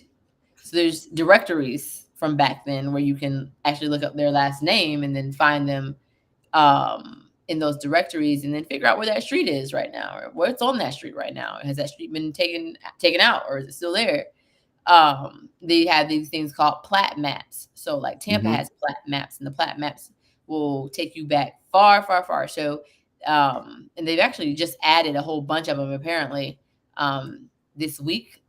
Because I think we only have access to like 4, but like apparently they added years and years of more plat maps. And tell us a little bit more about the plat map. What kind of information is in a plat map? Like the plat map is, it was for firemen so that they can see like for fire safety insurance or something like that, fire insurance. That's what they use them for. So every city has these plat maps, and apparently what the person that the company that did it, they did it with the intentions of selling it to the fire companies, so that the fire companies know what the buildings are, whether the building was made out of wood or cement, or if it was a store there, or whether that house was 2 stories or not. So that's what it was for. Yeah. Okay. Okay, that's what's up. That's what's up. And you used for your own genealogy. You used Ancestry. I used Not a shameless plug. We're not plugging them, but you yeah, used you I used used Ancestry. That was the easiest for me to access. I've done the whole DNA thing. I was interested in that stuff. It's been a very wild, interesting ride. We found family members through that were related to us, connected with them. It's just been it's been a wild ride with this history stuff. I'm just learning things every day. Yeah. And were you ever, what was a concern of yours with that? You know, I don't know the name of this show, but there's a show where a gentleman sits down with celebrities and he goes through their ancestry. Mm-hmm. And a lot of them find out, for example, that, you know, like LeVar Burton, he did it and he found out that one of his great grandfathers was a white man. And it's just Yeah, right. like, were you worried about that kind of, you know, discovery? Um, Were you? I personally was, because I knew I was black. I knew I was black. Black. I already knew that. I wasn't concerned about that. I don't have one white. I don't got no. I don't. I can't really give any features. I don't have the biggest butt, but that's a black. That's very much so a big. That's a black. That's a black feature. But I So knew I didn't have no white. you have not found any. If you go on Ancestry, it'll show you, like, it'll link you with other people that have done DNA things. I've found maybe 2 or 3 white people that are like distant relatives. And then a lot of people don't have their Avi picture uploaded. So I wonder sometimes, like, is this a white person? And then what I do is I click on that person and see if we have who we have related in DNA. And then, like, if it's black people, I'm like, okay, no, this is a black person. But it's like thousands of people that it links you with, and I'm like, this is, in some way, this is my family. That's wild. That is very wild, and I can kind of see why some people maybe just don't want to know, but I feel like it's very, very, like I told you, like if I could do that and I found, well, you told me that as long as people do it, no matter if they're in the United States or not, or as long as they're in that database, then you know They're gonna they're link you there. to it. They're gonna link you to it. It's very good technology definitely can be used for good, especially if you're looking for someone like your father or whatever. Mm-hmm. You put your information in there, you find a cousin, that narrows it down a good little bit now. Yeah. So Yeah. hey, who's your uncles? Like, who are your aunts? Like it helps with that. I wonder, like I've gotten at least 12 messages in the last 4 years since 2020 of people on Facebook, just like, hey, like, is your dad such and such and such? I wonder just They if probably play it with it. Yeah, if they're doing that, they're probably done one of those DNA tests, and they looked up your name and trying to see if you're the one, the August, that they're looking for, or whatever. Yeah. So, or your first name. Yeah, because there's like 19 of us now. We just Right. multiplied, hence why I got the verification on Instagram. But you know, shout out to, I've actually met quite a bit of them, just like on some, like, hey, bro, I mean, I'm not related to you, but if you want to call me cousin, bro, you can call me cousin. Let you know, I'm not trying to trick you. Yeah, like, I'm not, you know, but no, that's not my dad. Like, Mm-hmm. so this is good. This is good. This is good. Let's open up just a quick little 2-minute session with questions. And obviously the genealogy thing is so big. There's a lot to talk about with that, but let's go ahead and have you plug in just some of what you have going on for Black History Month in terms of events, projects. If you don't mind, can you show the people the cards, the game cards real quick? Yeah. So just for a visual of what that is. Yeah. So I'll show y'all what I'm actually gonna be offering this month first. Then I'll show them that. What I'm gonna be offering this month is a way for people to actually go in and study and learn about things. I loved trivia growing up. And I love trivia and I love Jeopardy. So I'll probably make a Jeopardy version of it too. But what I was interested in was creating something that would be good for people that want to learn things on the go. They have an interest in Black history and just don't know where to start. Like these names that are familiar in my head, but it may not be in theirs. So my goal was to get something out to everybody sometime this month, and eventually I would like for it to turn into a eventually I would like for it to turn into something physical, like a game. How do I do? Okay, I just would like for it to pop up, please. It made me click the link and then it won't let, and then it let me copy it, but it won't let just go to it. But whatever. Which link? The link for this? No, it's I'll show it on my phone. So it's just is it going to rotate? Oh, turn that off. It's going to rotate. It's a trivia game. So what we'll be able to do is they'll be able to take this on the go, whether they're with their family or their kids or themselves, and they just like to check out some trivia games and check out some names and learn some new facts or whatever. That's what it's for. And then that might be the next drinking game at a get together or a social or something. Like it might be. I love all these other games. We might as well. I love it. I love all the games, and I couldn't do things like I love Taboo. I love but imagine where Tampa Black people that are Black residents of Tampa know the facts well enough that they could play Taboo. You know, we're not in that space yet to be able to do that. But imagine where we can get that space where we can play the Jeopardies, and all I got to say is a prompt, and you know who I'm talking about without me having to feed you.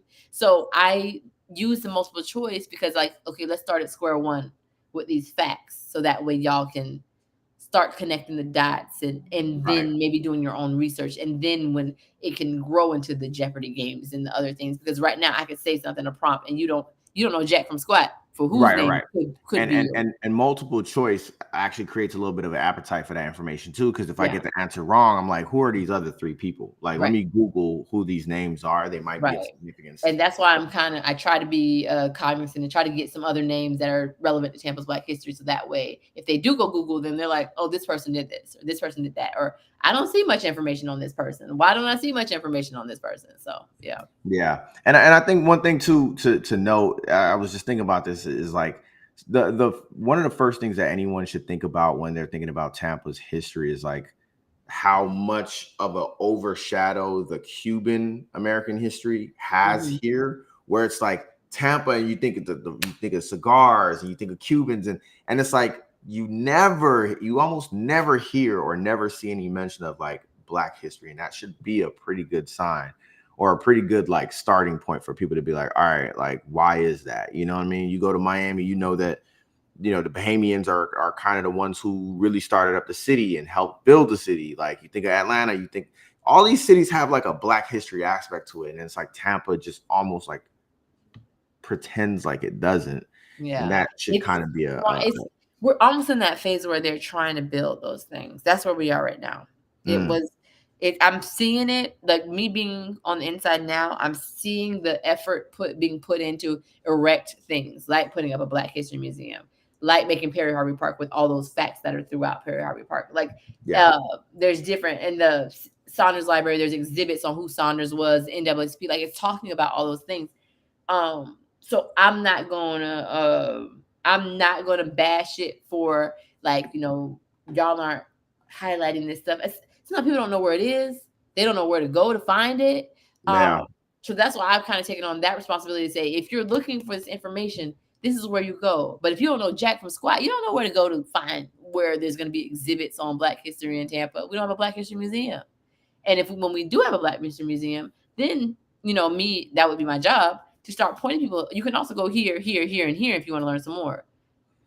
So like stuff like that. Hopefully Jackson House is being built back up. Like head over to Jackson House if you want to see this. Head over here if you want. There's 2 houses from the Scrub from back then that I think the owner sold it to the guy. You gotta what's the Scrub? The Scrub is the old Black neighborhood. The oldest neighborhood is right where Encore is right now, where Cass, Nebraska is. There are units, big like skyscrapers whatever. I'm getting that. What's the word? They're buildings. Condos, yeah. I actually saw that they're kind of building a few, like the buildings are starting to erect Yeah, now, but but they're that's leaving some of the Encore. projects there. Yes, the Central Park Village used to be there, and before Central Park Village was there, it was the Scrub. That's what it was there before. And the Scrub. Why did I bring up the Scrub? Rebuilding, they're keeping it there, or a monument, or my bad. Why was I bringing up the doggone Scrub? They're trying to preserve things that are there, that like that church, because that church was built in 1921. Where I'll be working with St. James. It's right in the middle of the Encore buildings. So yeah. Okay. Wow. So yeah, man, there's okay, I see it. The Encore. St. James at the Encore. Okay, that's not where I was thinking of. I'm sorry. Yeah, that's where it'll be a Black History Museum in there. I don't think I've ever seen this church smack dab in the middle of Yeah, these buildings. it's been there.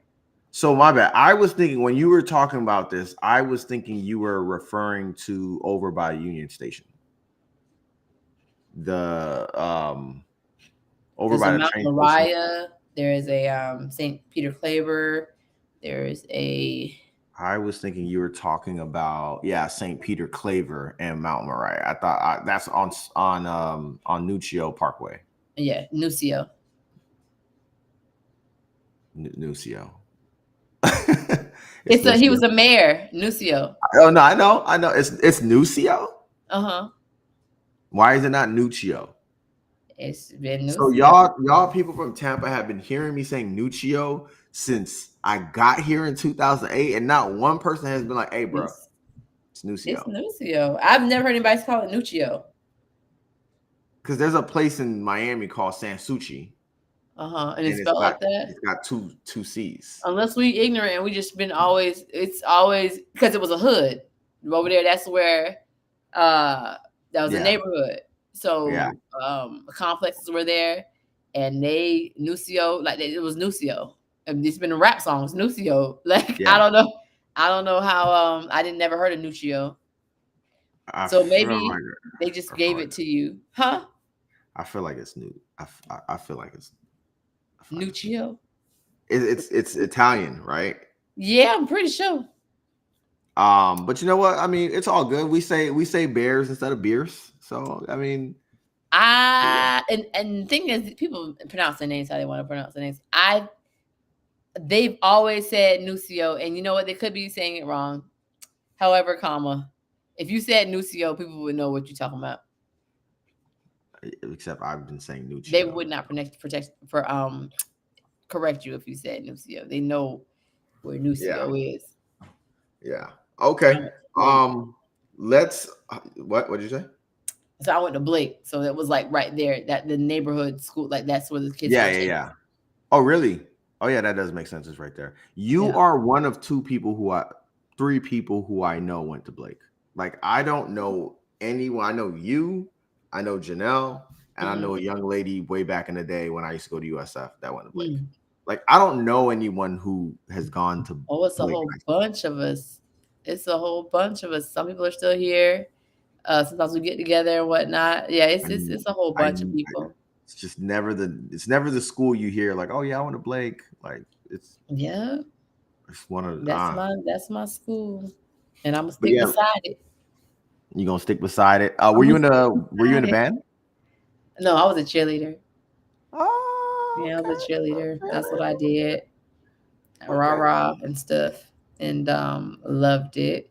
I was captain my senior year, but I was only captain because it was me and another senior that was on the team. That was only why I was captain. So it was not in a space of I competed to get this spot. A bunch of other girls, they just kind of stopped doing cheerleading. What size school were y'all? Were y'all like I know we're gonna date ourselves, but were y'all like 3A, 4A? How big of a school? Woo! I do not know. We weren't a small school. Who did y'all play against? Plant and like. Oh no, y'all were a big school. No way. No, if you played Plant High School, you were a big school. Yeah, we That's played Plant is like one of our rivals, like Middleton and like Jefferson. We played Jefferson. We played, yeah. Well, you couldn't have played Jefferson because we played. I'm from Miami, and I remember my last football game was against Jefferson. I feel like we played Jefferson. We definitely played Plant. We played. You can look at the football schedule now and see what the schedule is. We're pretty consistent with that, I think. What is it? Howard M. Blake? Oh, Jesus. W. Howard Blake High School. Let's go football. Howard W.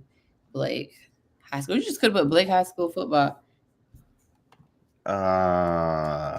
Is there another Blake? I mean, maybe. Blake High School varsity football. All right, let's see who y'all play. Let's take a look at this. 7-4, 1-2 in the district, y'all. Oh boy. Oof. Y'all played Clearwater, Robbins. Damn, y'all got blew out by Robinson. Chamberlain, Tampa Catholic, King, Jefferson, Freedom. Yeah, y'all were probably our size, or maybe y'all are now. Because like I said, in high school, I played Jefferson High School, and they were 3A. We were 3A in football. So I remember we did play Plant. If they're not on their schedule anymore, I remember playing them. Plant is a huge high school. That's a massive high school.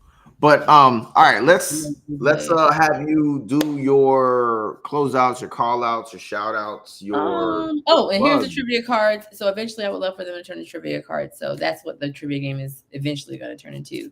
What am I supposed to share about? I shared the event with you all. That's coming up. Yeah, definitely keep me close on that. I would love to keep that in the circuit of things to promote for the month. Yes, on the 22nd, 2/22, Thursday, 2/22. What else? I'm probably gonna try to start doing a podcast this month. If it goes well, I might keep it up. Might do it once a month or something like that. But I'm gonna try to do some podcasts this month. I've met some interesting characters here in Tampa, and I would like to definitely put them out there without having to do the whole productions of the productions. And I'm going to try to keep it webcam based. That would be my ideal for me. Yeah. And then what else? I've gotten crafty. I'm starting to make these cups for giveaways and stuff. I don't think I'm going to sell them because they're not perfect, and if something comes off, I'm not fixing it. So that's why I'm just being honest. But it's very therapeutic making them. I enjoy it. And I'm just I like branding things. Like I made What's Good Historians. What is it? I'm not sure. What's Good Historians thing with my little cricket. Yeah. So, that's why I like making them. Nice. Let me get a large. Of what? Of a sweatshirt? Yeah. You have to give me the sweatshirt first. And then what I do is I make it. You can send this sweatshirt in. I got you. I can do that. I'll send you a branded one. Oh, yeah, it's gotta be black or white. White sweatshirt is sociopath clothing. Like white. It can't be red. It has to be white or black because I have red letters, stuff and white stuff and black. Okay. So it has to be because this doesn't look good in white and black. Anyway, it has to be a red or a white thing. Yeah. But I'm not turning it into a business. That's why I was like, you got to give me the thing because I ain't. Yeah. You're like, we're not doing drop ship over here. I was like, oh. Yeah. You can come here. I'm going to do it right there in front of your face. I'm going to hand it to you. That way, shipping costs or nothing. Okay. I mean, I can get you a blank one. I can definitely get you a blank one, and I'll just add my extra branding to it. So, but I want to thank you for joining me on the stream tonight, for having this conversation. This is always dope. I'm a history nerd, so I am very much glad that you have taken on the mantle of doing this because it's just important. Like it's really, really dope, but it's also important. And it's it's just wild to be in a city and not really know what it's a little interesting to think that there are so many people that can be here, walking around the city, being among the city, calling out these streets, being on the streets, living on these streets, and not really knowing that there's so much rich history here. So definitely want to celebrate you and give you your flowers on that. So thank you for joining us. Having me. Thank you for this platform. No problem. Yeah, No problem. all this stuff has really inspired me to like put myself out there and try it. You never know who might be interested in this information. Like with this page, I didn't know people would be that interested in this information, but they are. And they've been sharing it. So I appreciate everybody for their support and you for allowing me to come on your platform and share some of the stuff that I've been finding out. For sure. So we can wrap up there because I know you tired. And I told you, legs shaking. I told you we weren't gonna go past 11, and I'm like, let me keep my word. Good. I gotta wake up at 6 o'clock in the morning. Oh, I gotta wake up at 5:30 and I get dressed. I got to go to the gym at 6. I wake up and go to the gym. I'm an early morning girl for the gym. I go in there, get my workout in. I said I was gonna do that. Now that I gotta be at work at 8, and I'm like, nah, that's a little close. Yeah, it's very close. I'm like, I'll keep my 9 o'clock. Go to the gym at 9 o'clock. Be in bed by 12 because I'm tired. Woo! Call that a night. Yeah. Why 9? Because the gym's not packed. It's light work. It's like, yeah, you go to the gym at 9, man. That's you and the weights. My gym closed at midnight, so I can be there. He's a trainer, so it's his gym. So ain't nobody really in there. And I need instruction because the way I work, once I start getting tired, I stop. So if I'm by myself, I can't hold myself accountable to finish. No, I'll be in there. I'm trying to get down to an hour-long workout, but I'll be in there for an hour and a half, 2 hours sometimes. Oh no. Yeah.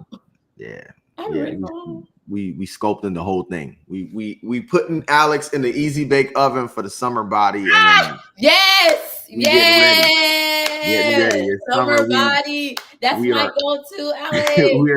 Don't play with me. We on a boat. We on a boat this summer. This summer.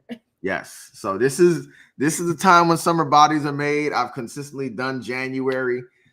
So now it's just on to February. I just got to keep my running up, but that's about it. Yeah, I've cut out bread. I'm doing my best to cut out sugar. My cheat is just to try to eat fruit because that's still sugar. Huh? That's still sugar. But pineapples are good for you. It's still sugar. Like processed sugar, yeah, you could cut out processed sugar. But like nothing has more sugar than a fruit that got skin. I've cut out processed sugar. Okay. I need some sugar. People be eating apple, man. I'm cutting out sugar. I'm like, bro, all that skin on that apple right there has so much sugar. So I like apples and peanut butter. Oh yeah, same. All right, I'm gonna let you ride out for the night and hit the hay. But again, thank you for joining us, and for everybody tuned in, yo. Thank y'all so much for checking us out. Definitely stay tuned for the next coming streams, yo. We got quite a bit of people. We got Malika Love next week, Rebecca Desir, and then Veronica the Explorer on February 29th. Not doing a show on the 28th. Gonna do the show on the 29th because we have an extra day in February. So why not do a stream on that day? But y'all stay with me. Subscribe for more streams, vlogs, and videos from My Real Vivid Life. I am Alex Auguste, and we are officially signing out. Good night, Tampa Bay.